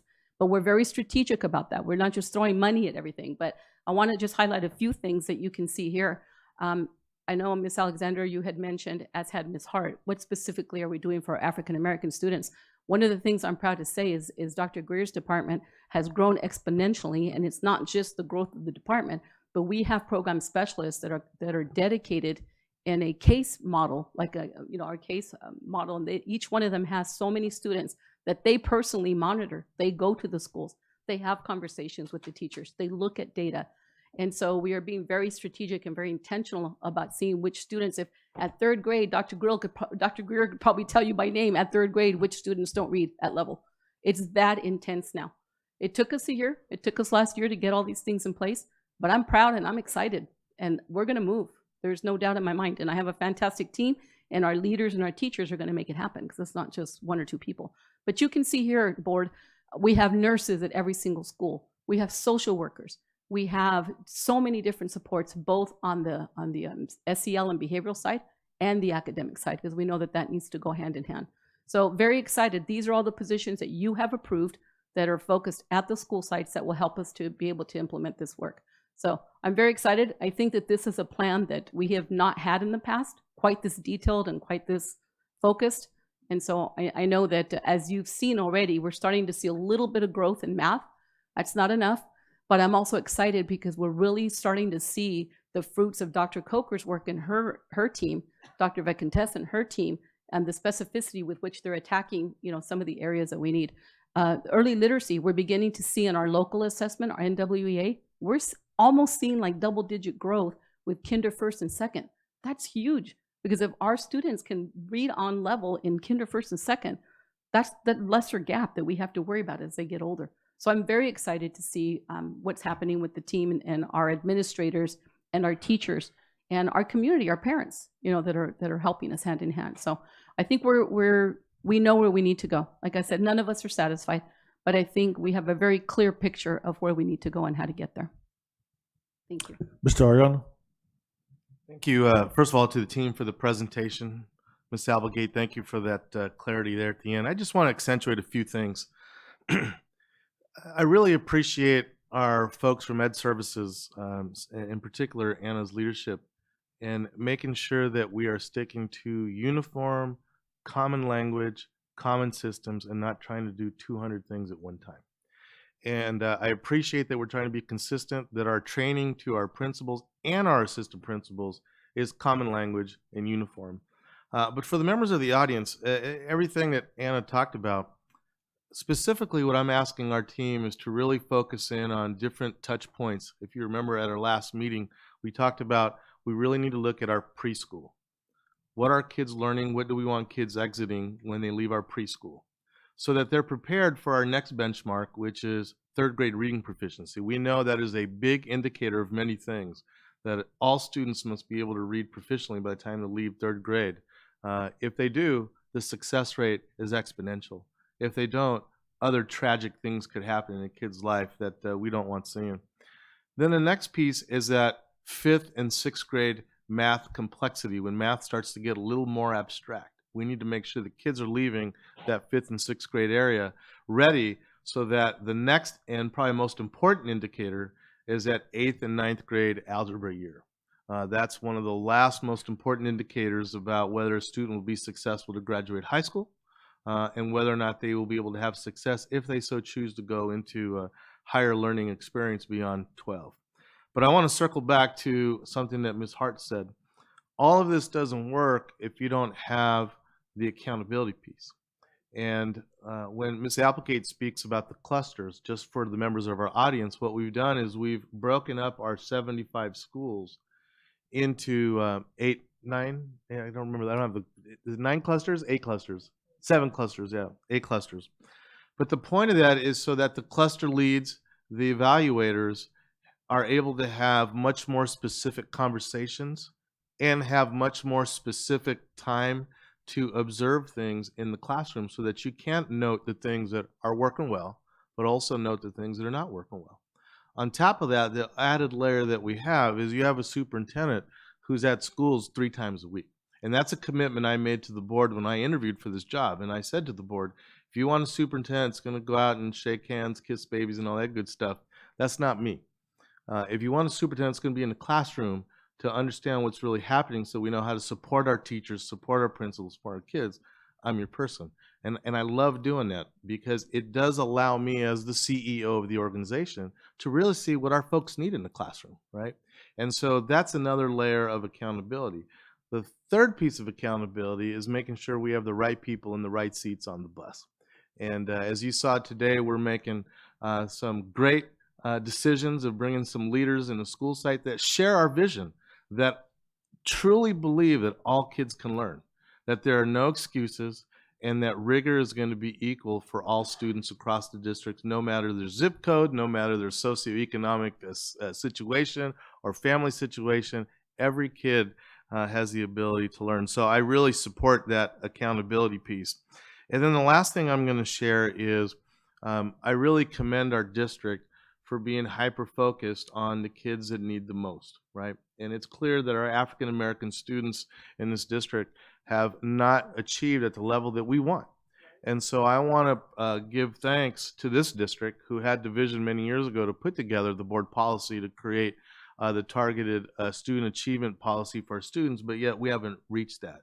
But I can tell you, when I'm out at the school sites 3 times a week, I see all of our program specialists, whether they're from Will's department, they're in the classrooms helping teachers. If they're from the EL department, they're there supporting the teachers in the classroom. If they're in ed services, they're providing support to our teachers. And so I believe the recipe that we have just needs time for implementation. We need to find out what's working, build that up, look at the things that maybe are a little shaky and tweak them, or get rid of them, right? Not hold on to something that's not working. But that aspirational goal of 50, 50, 95, if you notice at the slides, that's higher than even the county average. I don't have a problem with creating aspirational goals because I think clarify with the 50, 50. Oh, yes, sir.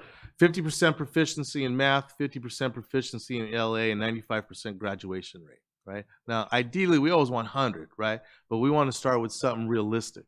And I think when you create healthy anxiety with our organization, a goal, people will shoot for it. And I've seen the teaching that's happening in this district. There's good teaching happening. We just need a time to have uniform opportunities to discuss. This MOU Monday that the district and the union have put together, which I so appreciate, is going to be so important in the development of our kids. So, you know, I'm very optimistic as well that this isn't just talk.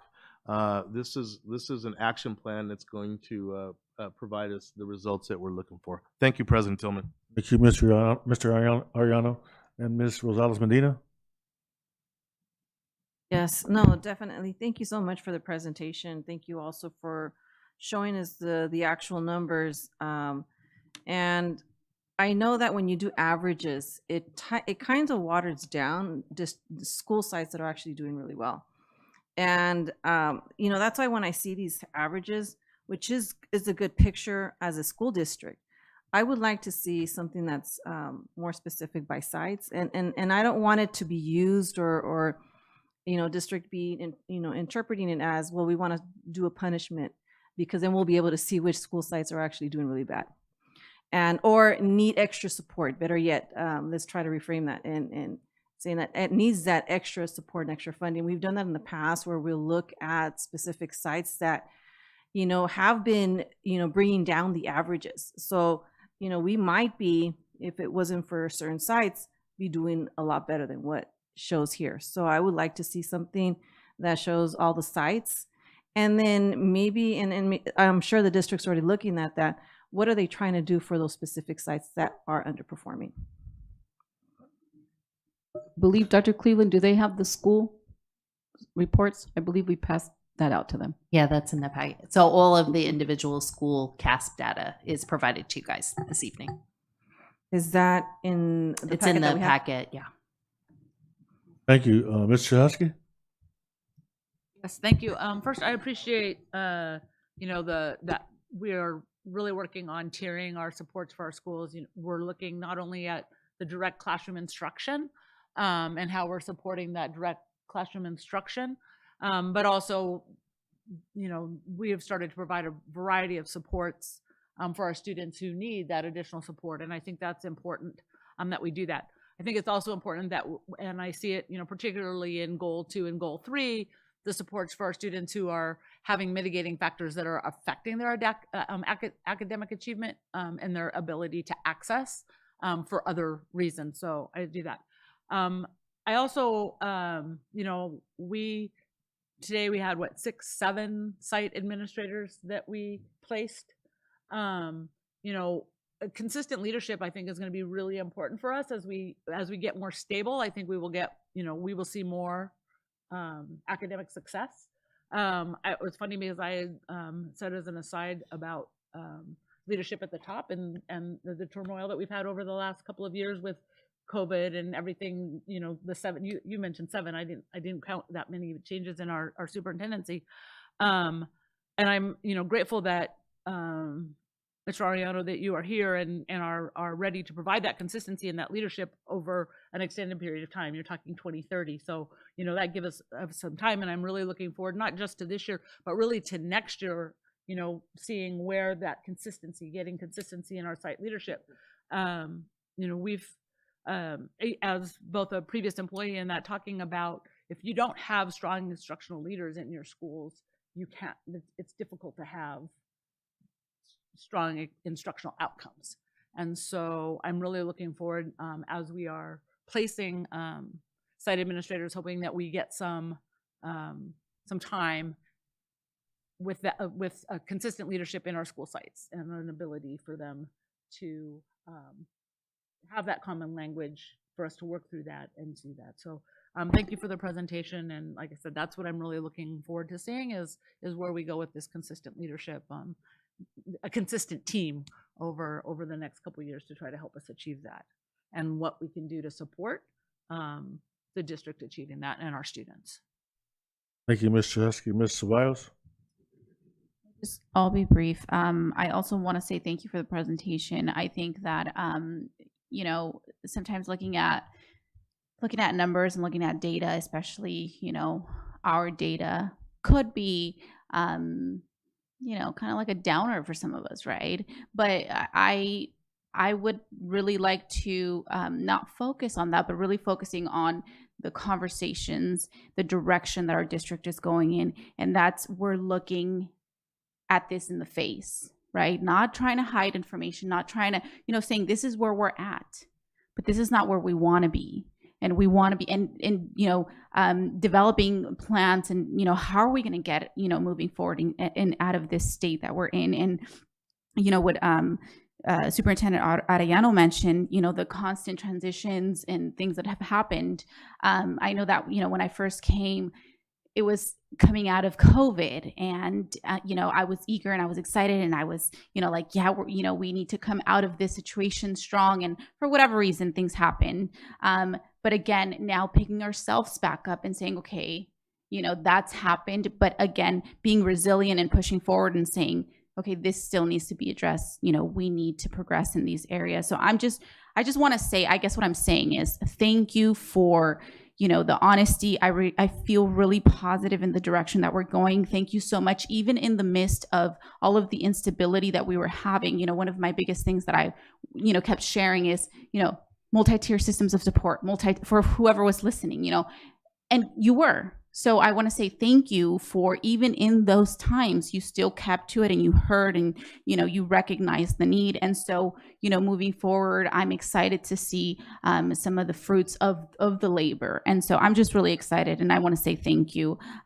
We've seen under Dr. Rodriguez's leadership with the chronic absenteeism, it's improved drastically, and again, that speaks to the hard work that we've been putting in, focusing on the preschool. I think that's phenomenal. We're starting there, where we should have, been. And the fact that we're recognizing and focusing, these students, if we can intervene early, we'll be able to see the results as we move forward.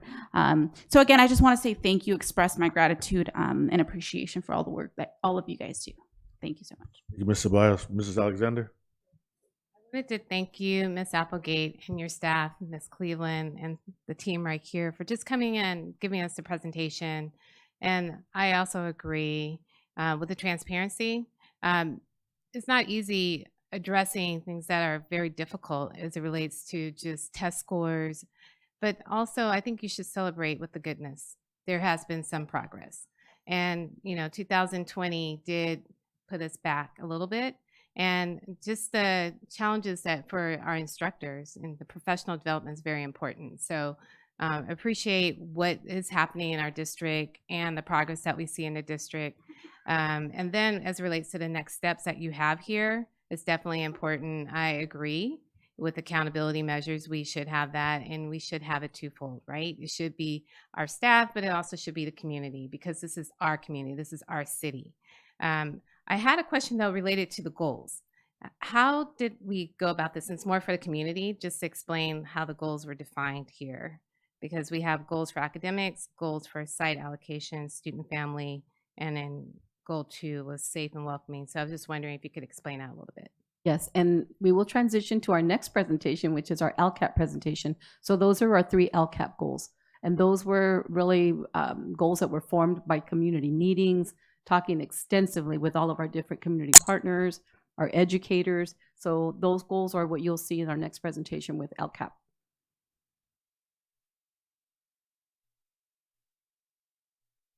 Next will be Ms. Rosales Medina. I just wanted to update that I did, thank you, I did see the school sites. And so there are many schools that did get, 35%, 40%, 50%, so it does, unfortunately, when you average it, water down the other schools that are doing really, really good work. But it also, I'm able to see sites that do need that extra support. I just want to note that there are many school sites that are not really being pictured in that average, that are doing fairly well, and how we can also support them to continue to do well and not a fallback. I would like within this report itself, see 2018, 2019, because it also might paint a picture of where they were at before COVID and the direction they were heading. And then try to see, because if it was still average throughout since 2018, 19, that means they weren't really progressing. But there might be sites that were progressing in a high way, and then all of a sudden COVID came or leadership came, and then all of a sudden things changed. I'd like to see that as well. That helped me kind of see, where we were at. That's absolutely something that we can get you. The other thing that we all should keep in mind as well is that the state will produce a growth aggregate based on the 2022, 23, and 24 CASP growth next year. And so we will be able to take a look at over a 3-year period of time for each of our schools, which schools are making growth in comparison to the other schools in the district. So they'll set up a decile for us, and we'll be able to look at that pretty intensively next year. And that is where we will be able to pick out, the same way that we're looking at comparable districts and their replicable practice, we'll be able to pull that out of our system as well. Thank you very much for your presentation. That brings us to 7.3, administrative presentation, mid-year update, 2023-2024, local control and accountability plan. Thank you, board. And so now we will go ahead and transition over to Ms. Kimber Sargent, who will be presenting our LCAP update. And Ms. Alexander, as you mentioned, she will be going over the 3 goals. and all the actions that have taken place to address those goals. So I'll go ahead and turn it over to Ms. Sargent. Thank you, Mrs. Applegate. Good evening to President Tillman, Vice President Ceballos, Superintendent, and Cabinet. Thank you for having me here tonight. I'm happy you get to see a portion of our LCAP leadership team as well. You normally just have me up here, but you can see some of the people behind the scenes also doing work for you. The board, amongst many things, is ahead of many other districts, and we've been doing a mid-year update each year. It is now part of the statute required that we do a mid-year update. So this is meeting part of that statute to provide the update. We'll provide you an update on the data piece, which we have a portion of it here with the dashboard, but we also will provide you an update with local data as well. You should have a folder. I know you got a lot of paper, it sounds like, for tonight. But you do have a folder specific to tonight's LCAP mid-year update, in which you should have a copy of tonight's presentation. You should have a copy of a mid-year report, as well as a copy of our communication tools that we use to share information about our LCAP with our educational partners. Am I the clicker or you? So tonight, again, we'll look at our LCAP cycle timeline, and Ms. Alexander, I'll make sure to touch on what that looks like as far as the development of our goals and sharing that out with our educational partners and getting input and feedback from them. We'll look at some of our communication tools that we use throughout our district to share out what's in our LCAP. Although I may have read every single page over and over and over, we know that not everybody has that type of time. So we want to have some tools to make it comprehensible for all of our educational partners. Lastly, we'll look at our mid-year implementation progress. We'll share some of our highlights, many of which Mrs. Applegate has shared with you tonight, which include our direct supports at our school sites. We'll take a look at our expenditure information, where we are mid-year right now, as well as our local data. So our timeline in many districts, LCAP happens around the end of the school year. So you will annually update and you will provide a report to the board. In our district, our LCAP is a year-long process. And you'll see that here in the graphic. Beginning in July and August, we will work through our board hearing, the adoption, and the approval through our county. The implementation piece begins as soon as we get the notification from the county. And we'll begin that implementation, and I'll begin presenting to our educational partners. So I have seen many of you from our board, our cabinet, there at our advisory meetings. So our district advisory council, our DLAC, our DAAAC, our CAC, many of our different parent groups where we share this information. That continues through November and January, where we provide the mid-year update. That happens not only at the board, but also with our community. In February through April, we begin the annual update process. This year is a little bit different because we are wrapping up the third year of our three-year cycle. So our three-year cycle right now is 2021 to 2024. So we're in that last year. So we will wrap that year up, and we will also start a new cycle. So our new three-year cycle will be 2024 to 2027. Again, May and June, we'll come back around with a draft of our LCAP. You'll see some changes that are a requirement of statute, but really a continuation, making sure we're not having that mission drift, as Mrs. Applegate stated. We want there to be time for those things that we took to implement to actually show progress within our data. So I want to share with you some of the tools. Again, you have a copy of these. We provide a very high-level graphic representation, an infographic of our LCAP. This is a 2-page document. This document is available in English and in Spanish, and it provides you with an overview of the goals that are found within our LCAP, highlights from the LCAP, as well as some of the metrics that we use. If you want to look a little bit deeper, there's another version that's an 11-page document. That 11-page document will provide you with every single action, as well as every single metric that we use to evaluate the implementation. not all are in love with reading. So we also have a visual representation of our LCAP as well. So I have a very short video, and I think I might have Mr. Chavez help me here with the sharing of this. All of these tools are available in English and Spanish, including the video. The 2023-24 Local Control and Accountability Plan, or LCAP, describes how San Bernardino City Unified School District will improve student outcomes. Each year, San Bernardino City works with educational partners to create a plan that increases student progress, decreases performance gaps, and reports on the progress made the previous year. San Bernardino City USD currently serves close to 46,000 TK through 12th grade students who learn in our 74 schools and who are supported by over 8,000 employees who embrace the district mission to ensure all students, cradle to career, develop the knowledge, skills, and proficiencies required for college, career, civic, and economic success.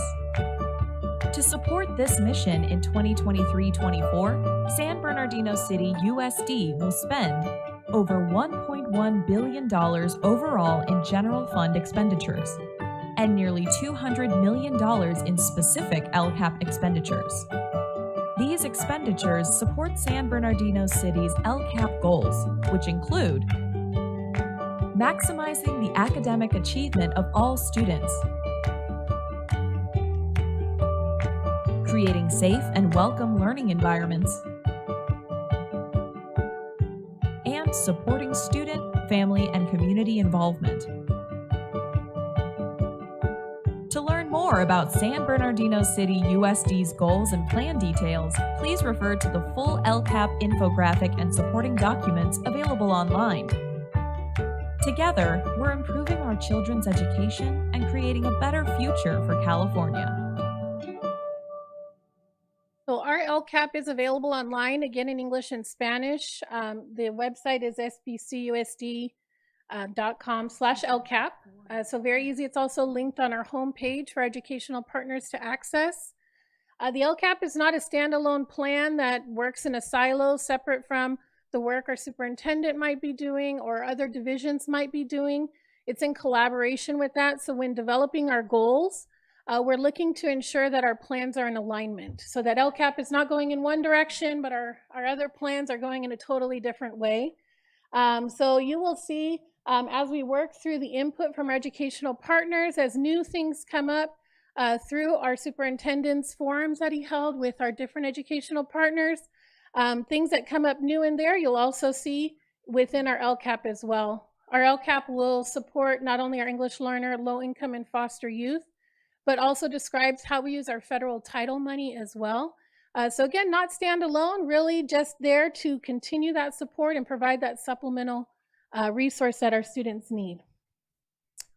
Some of our highlights that you can see here, these are, a lot of them are direct service supports to our students. Within goal number 1 for academic achievement, we have grown our CTE pathways under the direction of our secondary director, Dr. Venkatesan, in ensuring that our CTE pathways are not only A through G aligned, but they're receiving their gold and silver status. And I know it's something very present on her mind and work that she does with her team and the school sites.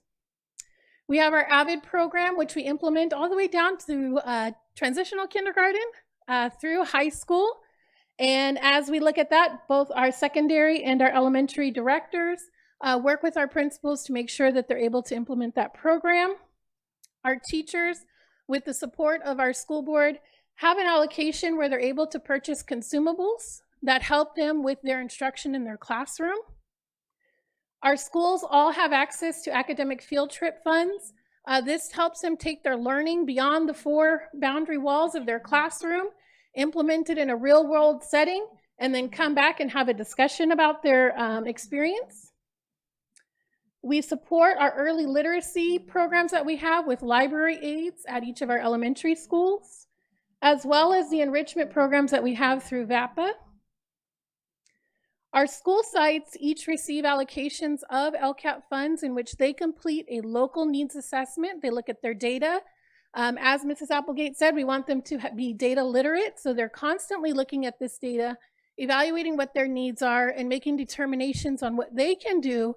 Again, that's in alignment with our district plans and our district initiatives and what that might look like at their individual school site.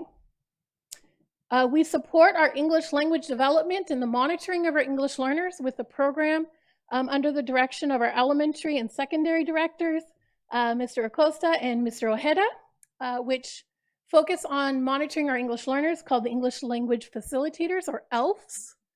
Not that kind, we're already past that season. We also have additional staff that supports the school sites for our lowest performing schools.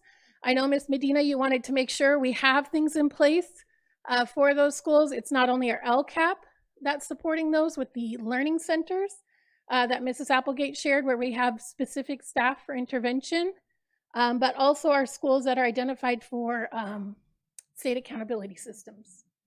We have technology implementation, where our district office is working to upgrade our student Chromebooks, as well as our teacher devices, and the implementation of the flat panel interactive TVs. And lastly, under the direction of Dr. Clyde, this year beginning initiatives to have STEAM found at not just our magnet schools, but throughout our district. Goal number 2, our highlights around our school climate and campus environment include having a health aide at each of our schools. This is in collaboration with Dr. Rodriguez's team with expanded learning that allows our staff to be there all day, 8 hours, so they have support during the day program as well as our extended programs. Counselors at our elementary school sites. Crossing guards, in particular, very important as we implement late start and we need the additional supervision. Every school site has support with attendance staffing to make sure we're removing barriers for our families. We have vice principals at the elementary school site, one of which you saw tonight here, promoted onto principal, as well as our Bringing Hope to Saturdays program, which allow our students to come on Saturday to have an enrichment program, learn in a smaller setting, and work with teachers. In goal number 3, we have our parent volunteer program, which has allowed our parents to get their initial experience with the district. As they gain experience, we've had many of them move on to new positions as well. And then providing translation and interpretation services, not only for our district meetings, but also for our school site meetings.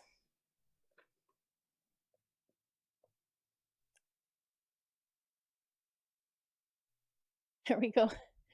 The last part of our update today for the LCAP expenditures, you'll see here, this can be found in your report by goal. So in your report, it'll have the action number, what the budgeted amount was, and the amount spent to date. You'll see that here as a summary chart. This does include things that are pre-encumbered, meaning the school site has made a purchase requisition, but it has not been completed, as well as our salaries. We pre-encumber at the beginning of the year. So as far as our implementation, we are now at 89%. We are just above 50% of the school year. So we are definitely on schedule. I meet regularly and speak regularly with our directors to make sure that they have the support they need to make it throughout the whole school year. And in addition to our dashboard, we use local metrics. These are things that we use during the school year. So this will be more up-to-date data that you're provided with. Our dashboard is always kind of a look back. This will give us information, for example, from this current school year of our NWEA fall data for language arts and math. And our survey data is coming very soon. You will see this in the annual update to the LCAP, where we will have our student data as well as our family data. And then local data that we use from last school year, 22-23, you'll see that list there. This is on your report beginning on page 14. So you'll see a breakdown of those local data pieces there.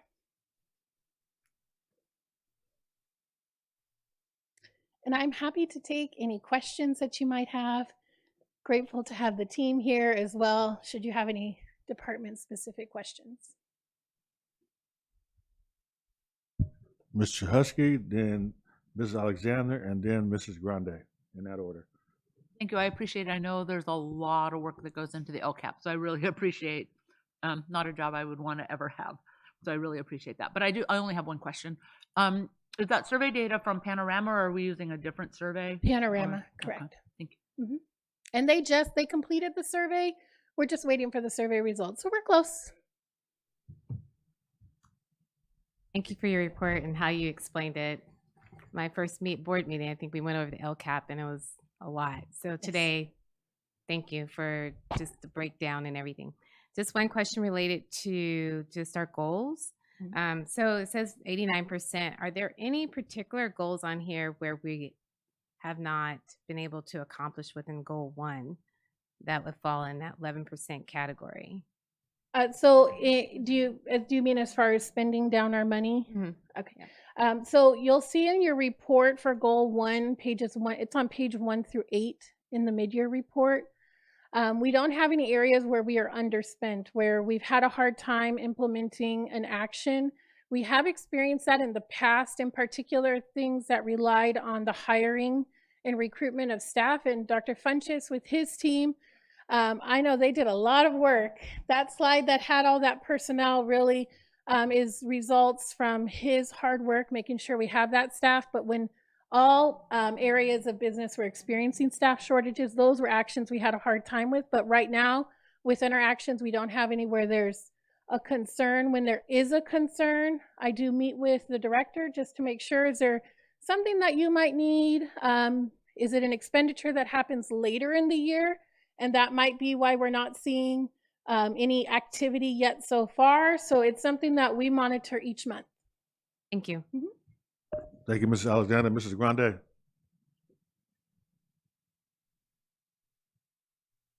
I just want to tell you how impressed I am, how happy, how proud I am of all of us, and especially this report.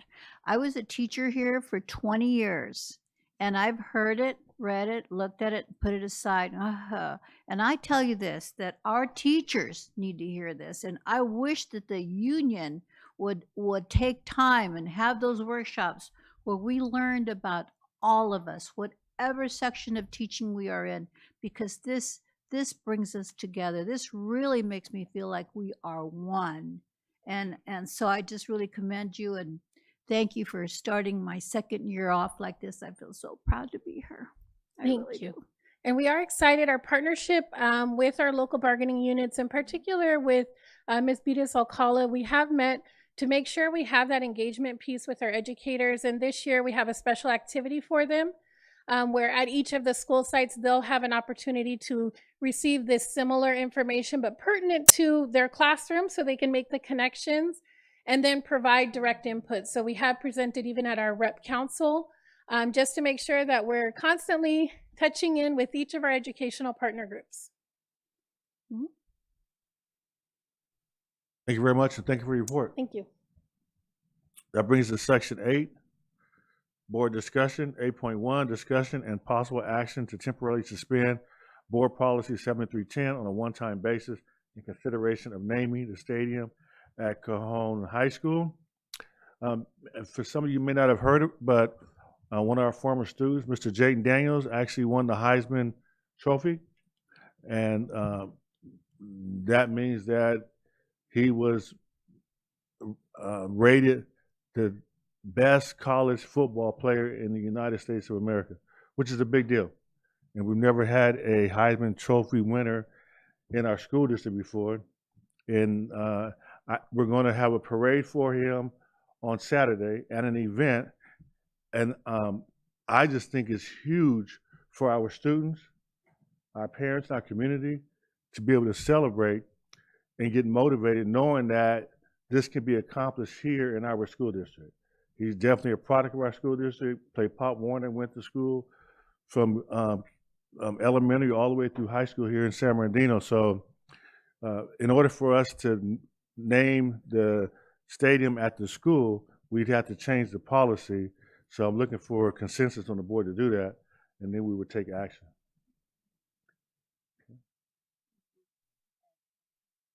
Yes, Mr. Bios. Thank you. More than anything, I have a question in regards to, so it sounds, I was looking over the board policy and it sounds that there's like a process, right, that would follow the naming of a building or anything like that. So is what's being asked that we don't basically suspend, like you're saying, like ignore it for this time and then go ahead and, you know, move forward if the board agrees to name. In the past, has this been done before? Have we ever named a building in the district without going through the proper? The building we're in. Okay. It's the Dr. Margaret Hill, the Dr. Margaret Hill Community Room. We weren't notified until the same day. Right, but we didn't even. Unfortunately, wasn't even agendized. Not even this much discussion was agendized on it. So I want to be as transparent as possible, and bring it to the board, and suggest that now there are other buildings we have named and gone through the process. We're asking that, and I'm only asking because of the timeliness of it. When the Jane Downing was awarded the Heisman Trophy, we were watching on TV. Dr. White was also. I texted his mother after he won and said, "Is there a day that he's available for a parade so he can be recognized?" She came back with a date, but his calendar's already booked up. There won't be a whole lot of times between now and his future that he comes back to San Bernardino. He's going to be that busy. So this is a unique case where he's going to be only going to be available for a limited amount of time, and I really think we should seize the moment. And let me say this: Jaden Downing is only 23 years old, I think, and so naming a building, it's a lot of responsibility because if you do something in your life, then the district doesn't look good having a building named after you. But his whole life, he has been just a stellar role model for his peers. And I think he'll continue living that way his entire life. But the accomplishment itself as being the Heisman Trophy winner definitely warrants it. So what we're asking for tonight would be to suspend this policy and then make a motion to name the stadium after him. Well, thank you. I guess I just had that question. Wanted to know if there had been previously, I guess skipped the policy and went straight in, but you answered the question. Next would be Rosales Medina. Ms. Rosales Medina. Oh, and I do appreciate this, that you brought this to the board, because like I said, I was kind of, not that it's a great name, but we were not even consulted. We were not, it was the same day. And what are we going to do? Say no? Of course not.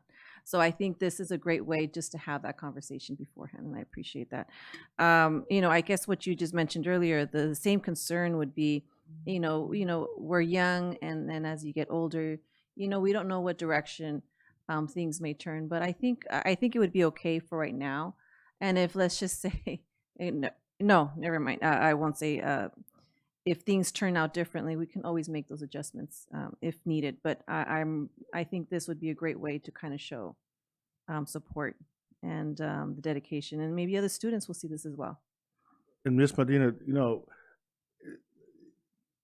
this is a perfect example. If the best way for us to do this would have been to have it be a surprise. It may still be a surprise. But that would have meant that I wouldn't have been able to agendize it if my main goal was to make it a surprise. My main goal has to be transparency, and it has to be the entire board to agree on it. And I said before you guys appointed me as board president, I see the board president's main responsibility is to show up to the board meeting on time to start it. Other than that, I don't see the board president having a whole lot of special powers. So for me, I don't do things unless I have the support of the board or have a good idea that if I'm giving the superintendent direction, I know have a good feeling that I have at least 3 of the board members that would support the direction that we're going to go.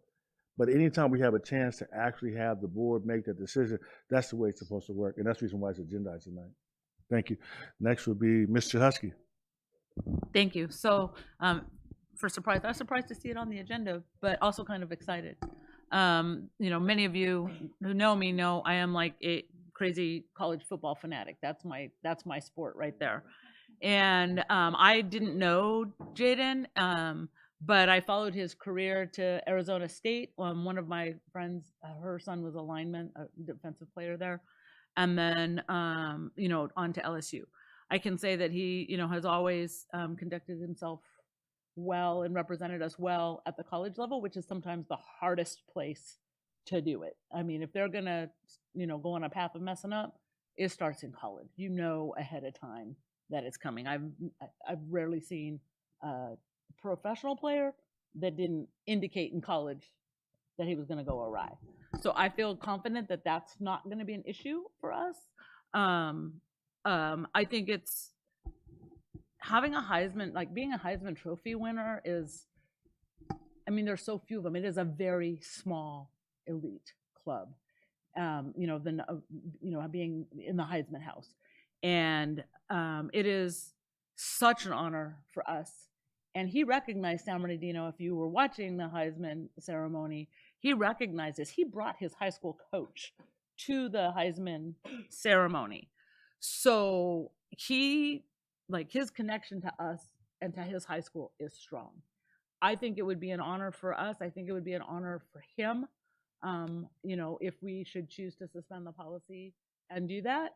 I think it'd be kind of exciting, because sooner or later we're going to see him on one of them Heisman House commercials. So I'm pretty excited for that, and I'm excited to see where his career goes. Thank you, Mr. Husky. Ms. Alexander. I agree with all the board members. I would think it would be an honor for his family, but I think also for his administrators while he was there. Not only his coach, but his principal at that time. It would be good just to, instill that pride for the city. And he did not forget San Bernardino. The very fact that he mentioned San Bernardino and had that pride when he was awarded the Heisman Trophy speaks a lot. My only question is, are there any other fields or schools, like gyms, that are named after anybody within the district that has done anything significant? That would be my only question. Yes. There are other buildings and schools named after students and past students and employees. In terms of athletes, like former athletes that maybe have received. No one has received the Heisman Trophy. No, not the Heisman Trophy, but maybe. Right. Yeah. But I'm saying if you were to say, and I ran this through my mind. Right. If I played college ball and I went on to the pros, then I say, why wasn't a building named after me? Well, no one else has won the Heisman Trophy. We just haven't. Yeah. So, and I just happened to have a son that played on Jaden's Pop Warner's team, so all the way from Pop Warner to high school. But the district played a role. I was always advocating for the district to allow the Pop Warner, the Junior All-American teams to use our fields. And all they had to have was insurance. And Ms. Ceballos will tell you, I've taken heat over the years for championing that because I see the role that it plays. We actually are saving lives when you give young people something constructive to do on the weekend. And so if we can allow them to use our fields to benefit our students, it's a big deal.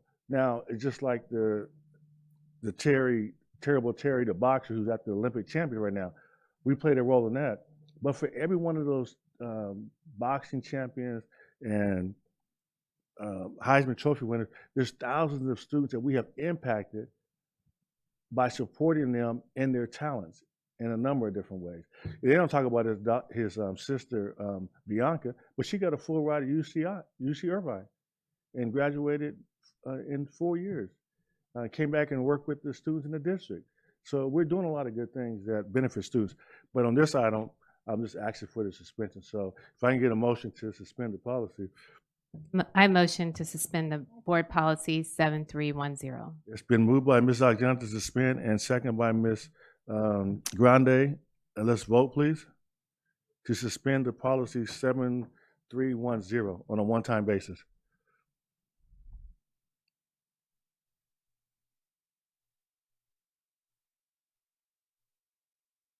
Ms. Rosenblum, Aye.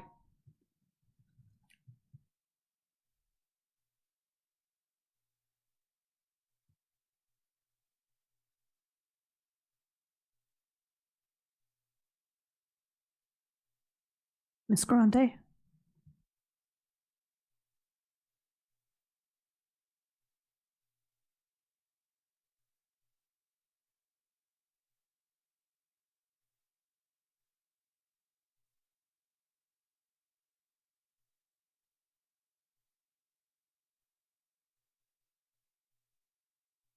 motion passed, and we had other discussion already, so I'll entertain a motion to name the stadium So after. moved.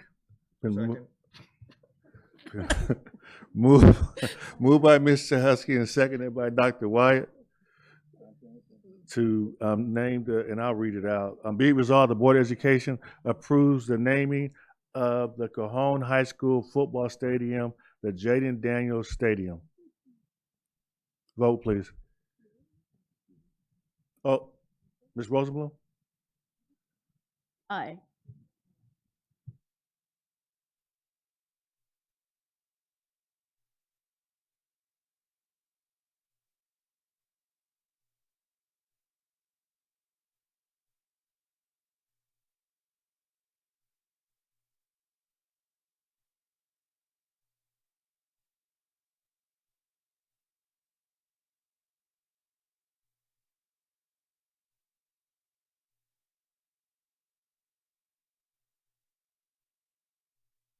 Motion passed.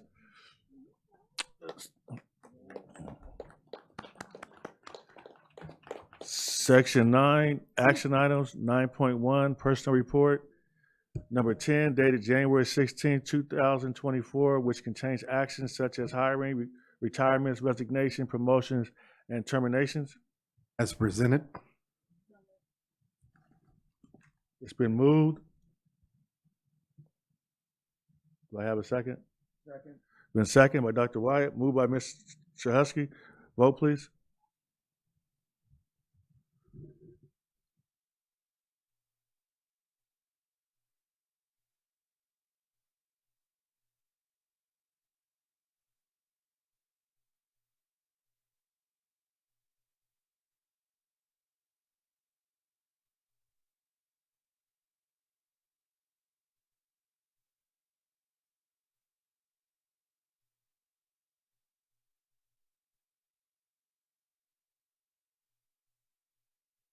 Motion passed. 9.2, annual audited financial report for fiscal year 2022-2023. Be it resolved that the Board of Education accepts the annual audited financial report for fiscal year 2022-2023, including a compliance audit of federal and state funded programs as prepared by ID Bailey LLP Certified Public Accountants as submitted. So moved. Second. Been moved by Mr. Husky and second by Dr. Wyatt. Vote, please.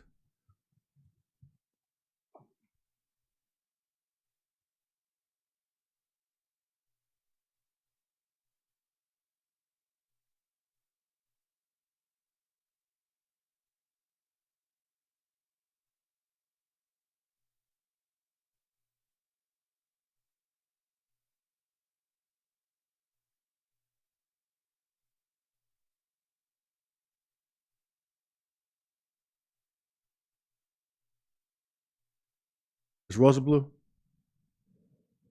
Aye. Motion passed. 9.3, establishment of associated student body at Vermont Elementary School. Be it resolved, the Board of Education authorizes Vermont Elementary School to establish a checking account in the name of the school's student body association. So moved. Moved and second. Who moved? Ms. Abigail Rosales Medina, and second by Ms. Ceballos. Vote, please.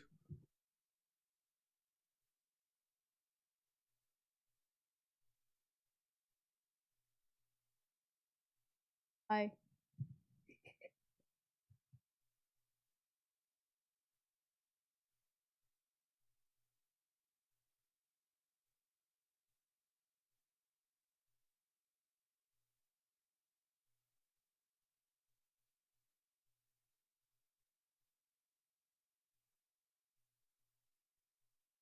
Motion carried.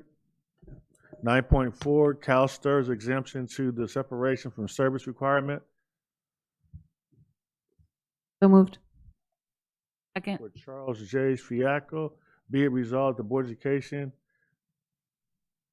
approves the resolution for exemption to the separation from service for Charles J. Fiaco. It's been moved in second. Vote, please.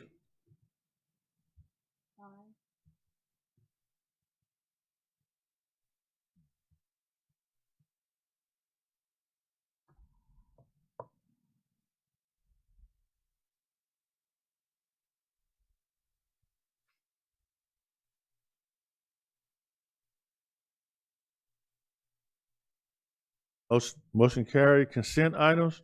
10.1, approval of consent items. Entertain a motion. So moved. Been moved in second. Who moved it? Ms. Abigail Medina and Ms. Shahusky seconded. Vote, please. Mr. President, I need to pull an item. We got please. one to pull? Who? Yes, sir. 10.25. 10.25. Any Yes, sir. others? Vote on all the rest, please.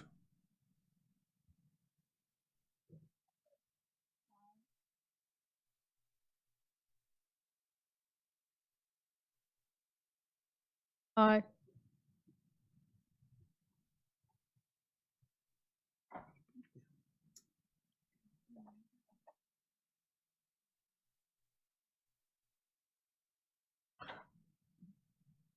Passed. 10.25, ratification of the agreement with the San Bernardino County Superintendent of Schools for $165,000. So moved. Second. Moved by Mr. Husky, second by Ms. Alexander. Vote, please.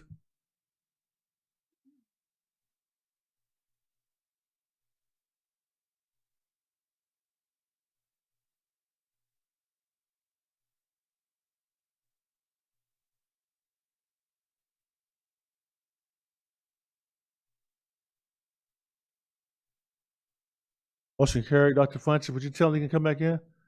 Thank you, sir.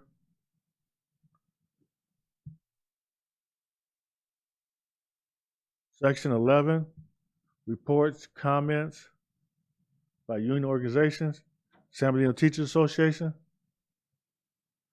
California School Employees Association, Communication Workers of America, None. San Bernardino School Police Officers Association. None. Great reports. We really appreciate you all. Section 12, mandated policy revisions. 12.1, board policy 5131, bullying. Any questions on it? Comments? Entertain a motion. Be it resolved, the Board of Education adopts board policy 5131.2, bullying as revised. Second. Moved by Mr. Husky and second by Mr. Bios. Vote, please. Aye. Ms. Rosenblum? Aye.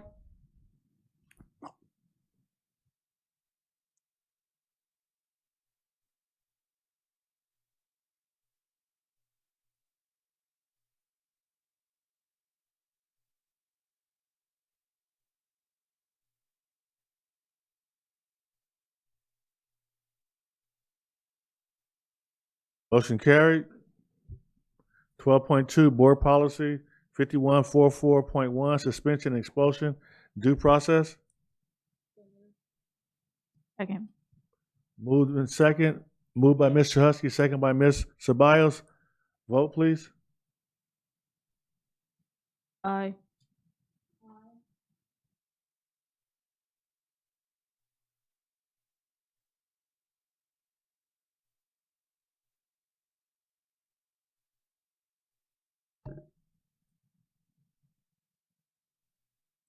Motion carried. 12.3, board policy 6161.11, supplementary instructional materials. Be it resolved, the Board of Education adopts board policy 6161.11, supplementary instructional material as revised. Been moved by Mr. Husky, and second by Ms. Ceballos. Vote, please. Ms. Rosenblum? Aye.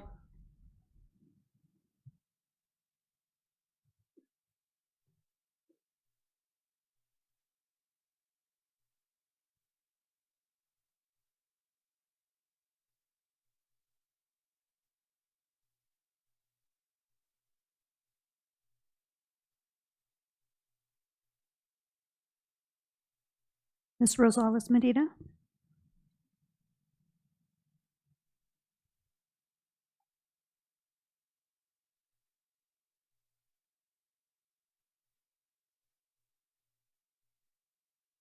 Motion carried. 12.3, Board Policy 6161 dot.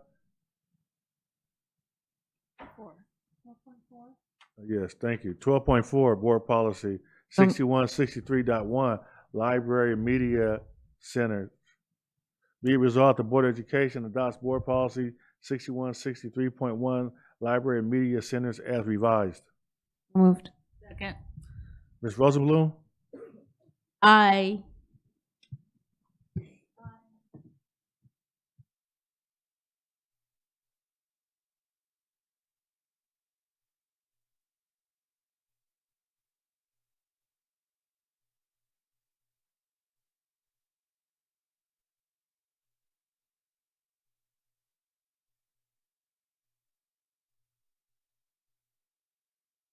Motion passed. 12.5, Board Policy 6184, Continuation Education.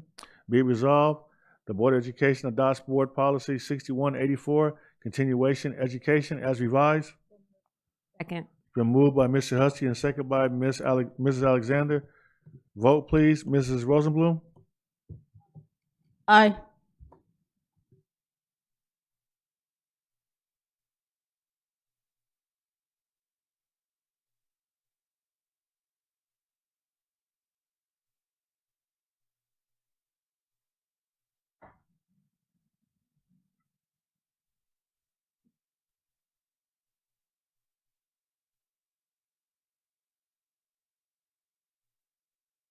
Ms. Chahusky?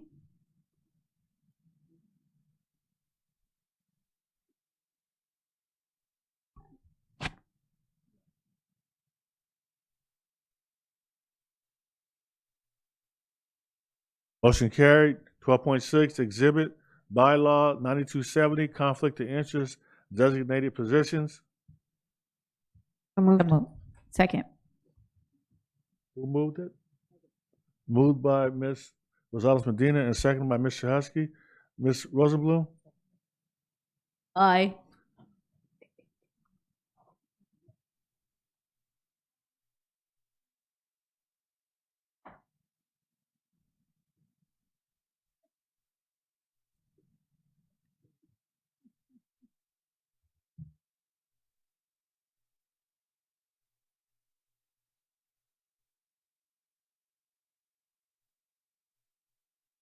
Motion passed. Section 13, reports and comments. 13.1, reports by board members. Looking for lights to come on. Start with Miss Mary Ellen Grande. A little out of practice. I'm so sorry here.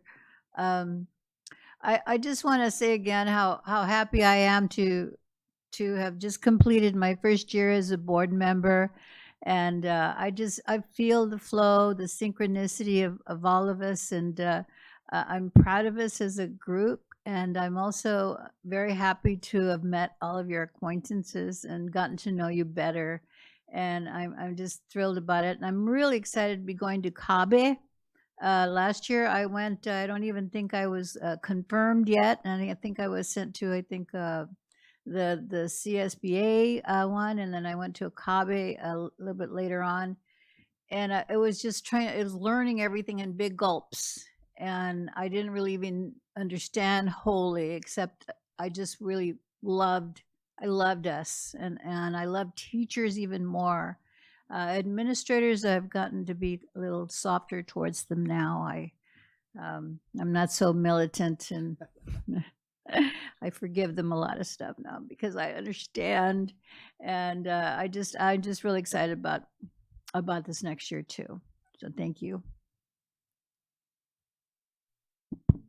I just wanted to say Happy New Year to everyone and to look forward to seeing everyone at the parade. As many, and I guess one of the questions would be for the district is, how are we, I know we're sharing it through social media, but are we also sharing this directly with families so that they can participate and how they would be able to participate?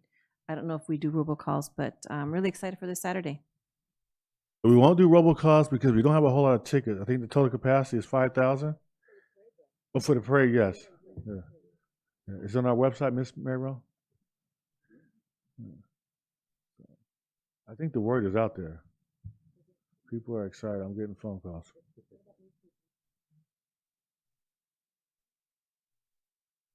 Ms. Alexander and then Mrs. Chahusky. Sure.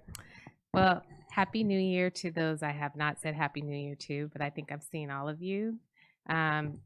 I wanted to also say thank you because I'm approaching a year. So thank you, board, for appointing me as the newest board member. It's been fun getting to know all of you and really getting involved with the board. It's been great just getting to know the students, the staff, and really grow. So I appreciate you all for the appointment. I know you didn't know me, so now you kind of know me now, right? Also, big congratulations to Dr. Rodriguez for her award that she received from the Inland Empire East Black Chamber of Commerce at the MLK Awards. Very well deserved. Thank you for all that you do and your staff.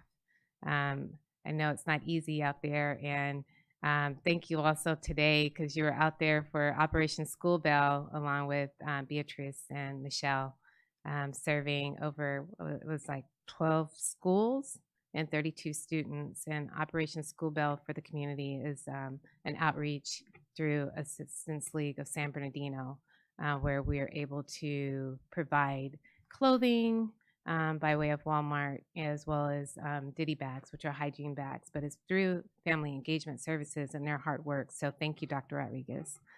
Also, congratulations to Dr. Will Greer. He also received an award at the prayer breakfast, the 45th annual prayer breakfast for Dr. King, for his work dealing with equity in our students and all of his hard work. So a lot of great things happened for our school district this past few days, right? I was there along with Superintendent Ariano, board member, I had a problem saying your name earlier, so I apologize for calling you by your first name, Sochowski, and also Mary Ellen, board member Mary Ellen. So, and in the parade with our president. So that was great. And then lastly, just want to say, the LCAP, the presentation was excellent. For me, it was very useful and informative. And thank you, Mrs. Applegate, for just your intentional leadership, how you explained what we're doing and addressing the concerns that have been expressed. But also, like I said, let's celebrate what we have seen in terms of progress as well. So thank you. Thank you, and also Happy New Year to everyone. Ms. Alexander stole a little bit of my thunder. I wanted to also congratulate Dr. Rodriguez and Dr. Greer for their honors this weekend at the MLK events, and also some of us participated in the MLK parade and got to take a tour of downtown and wave at folks in honor of Dr. King, and so that was all really wonderful. I just wanted to let you know that we are beginning the process for student board members for the 24-25 year. The Student Leadership Advisory Council will be getting a flyer at their meeting next week, announcing that we will be looking for candidates, and our student board members will be continue to work on the process for the selection. So our intent is to have one student board member from each of the high schools next year. Some of our students will continue, that were juniors this year will continue. Our seniors will graduate, and we will look at honoring them at the end of the year, but they will continue. So I will give you guys updates as we go through that process so you know where we are on that. One of the things that I'm hoping of the conversation that we had on naming the field, and I'm also very excited for this weekend, is I'm hoping maybe we could consider a Hall of Fame. I know like different schools have some of their, particularly their athletes, that some of the schools have plaques and such, but it would be nice, like, because we have alumni that have achieved in a lot of variety of areas, artistic, athletic, academic, and it would be nice if we could maybe come up with some criteria for a San Bernardino City Unified School District Hall of Fame for graduates. And I don't know, maybe the Welcome Center, where we have lots of parents coming in, just kind of have a wall of fame to honor that. So I think that would would be really great. And beyond, I mean, because we have a number of excellent athletes that have come out of here, but we've also had talented musicians and others. I believe, if I'm not even, I think Philip Michael Thomas from Miami Vice, I think he was also a San Bernardino graduate. So going in the Wayback Machine. So I know we have like a number of different folks. And then I apologize when I have to add, I'd like to end on a sad note. One of my former youth court students, who was also a student leader, was in one of Dr. Marsden's first superintendent advisory councils. Skyen Bell passed away in a car accident over Christmas vacation. He was 23 years old, and he was, if you had the opportunity to meet him and work with him, he was just one of the most charismatic, kind, wonderful young men. And it's really sad. And unfortunately, his memorial is this weekend, so I won't be able to attend. But I just wanted to say to his family and to his friends, and to those his teachers that worked with him and stuff, just how sad I am, for all of us to lose him, because he was Ian Bell. He was a graduate, I believe, of San Andreas. But he was just an amazing, amazing young man. He will be Thank you, Mr. Husky. Dr. Wyatt.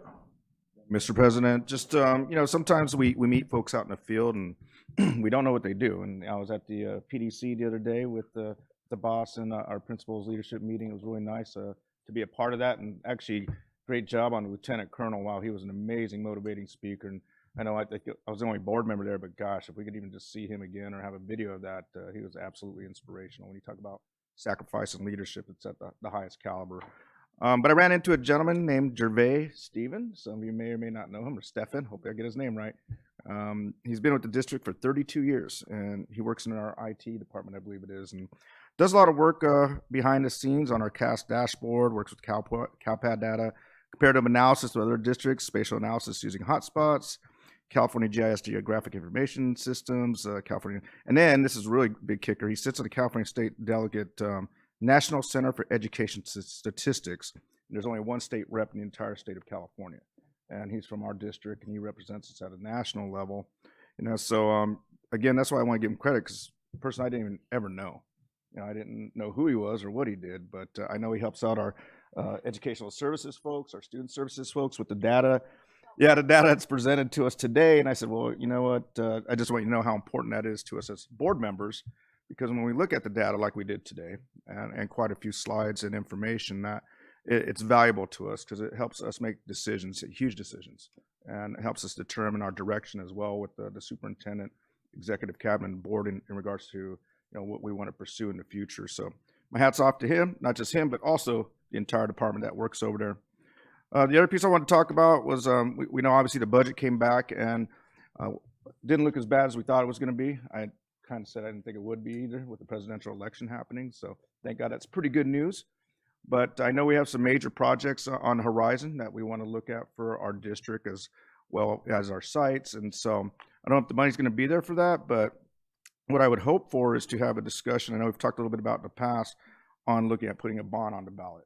And, after talking with Mr. Tillman, President Tillman, I like his process of asking to agendize it as a board, not just, putting something on there, and seeing if that's something that we'd like to have a discussion on.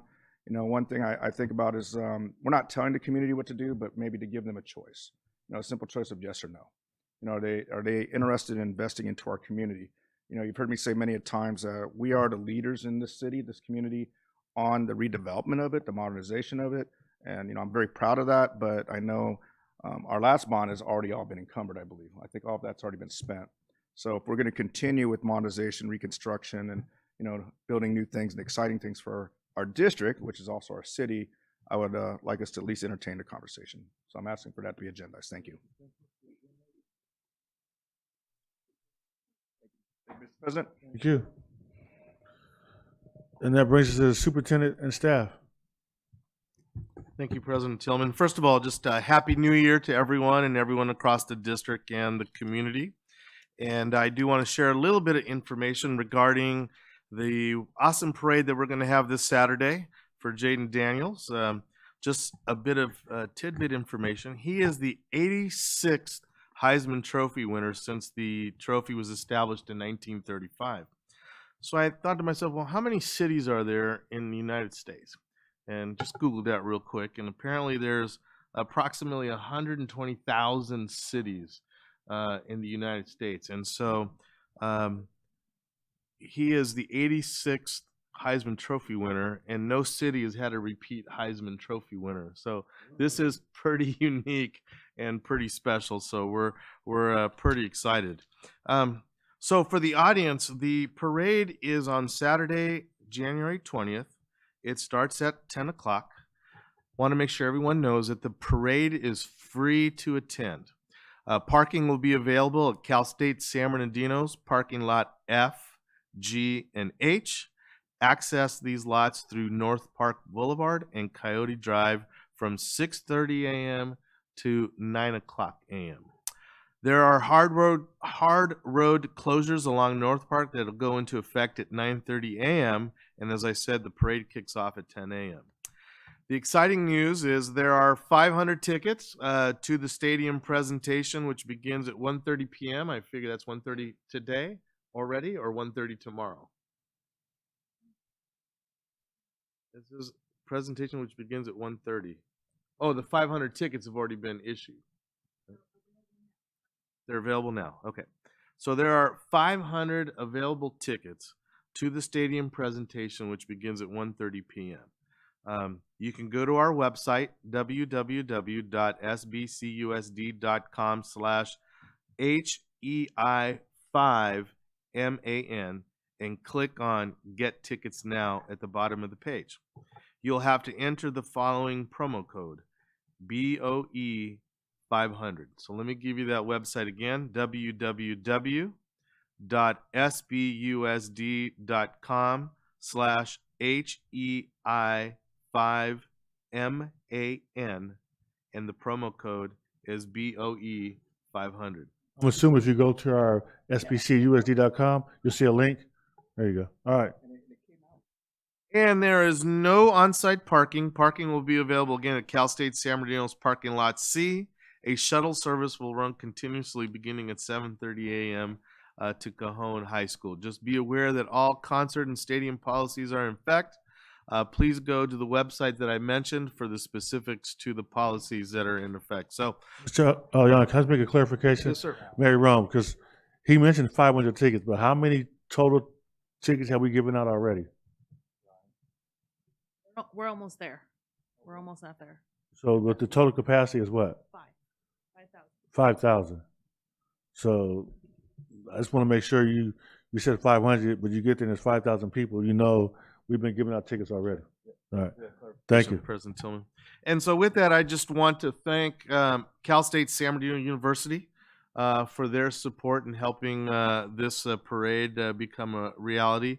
And I want to thank the city of San Bernardino for the contributions and collaboration that they have done and been part of this conversation. But most importantly, I want to give our communications department, under the leadership of Mary Rose Godwin, just thank you for all the hard work you and your team have been doing this last month to put this all together.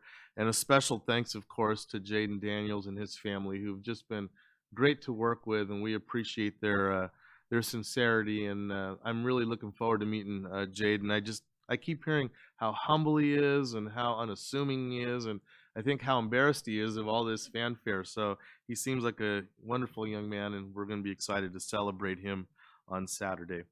I also want to take a minute and congratulate, as been mentioned, Dr. Sandra Rodriguez, who she received the Dr. Martin Luther King Service Award from the Southern California Black Chamber of Commerce this past Saturday. And what I always like to do is recognize those who bring distinction and bring a shine to the district. So, Sandra, we're very proud of you, and the community is very proud of you. And I'll pass this along just as a small token of appreciation that we love you and we appreciate all the accolades that you bring to our district.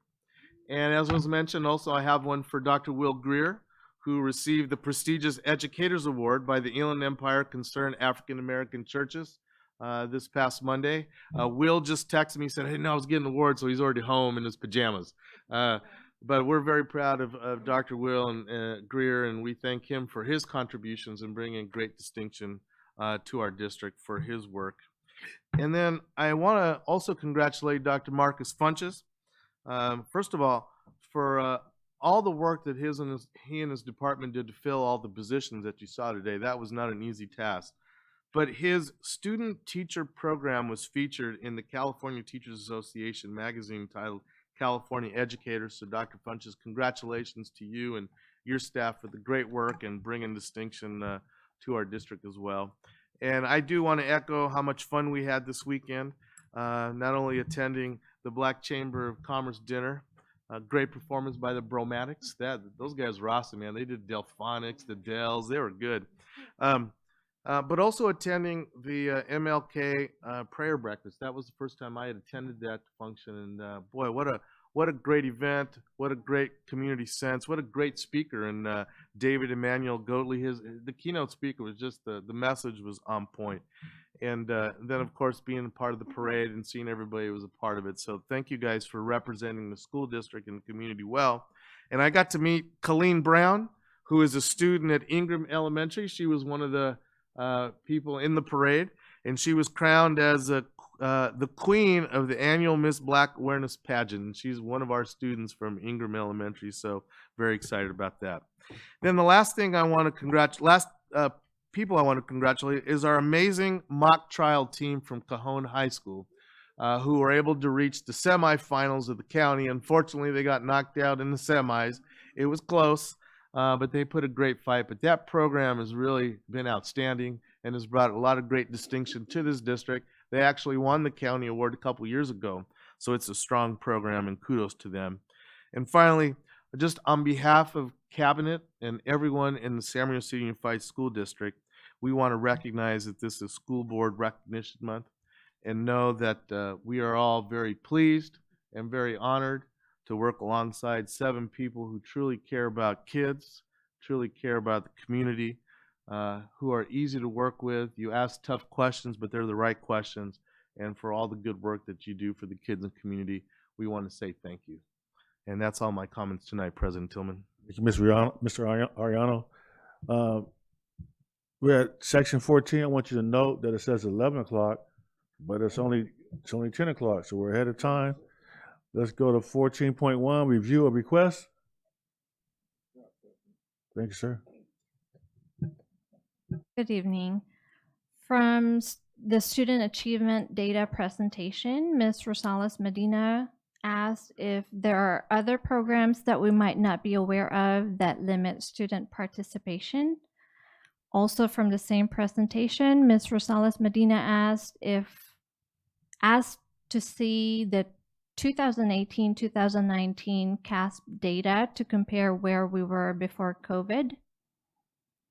Ms. Chahusky is asking to consider an alumni Hall of Fame and come up with the criteria for district graduates that include not just athletes, but also talented musicians, etc.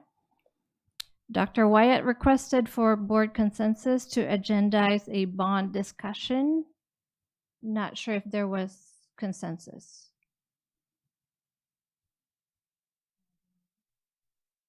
Yes? There was consensus to agendize it, yes. Thank you. That was it. Thank you very much. Entertain a motion to adjourn. Meeting adjourned.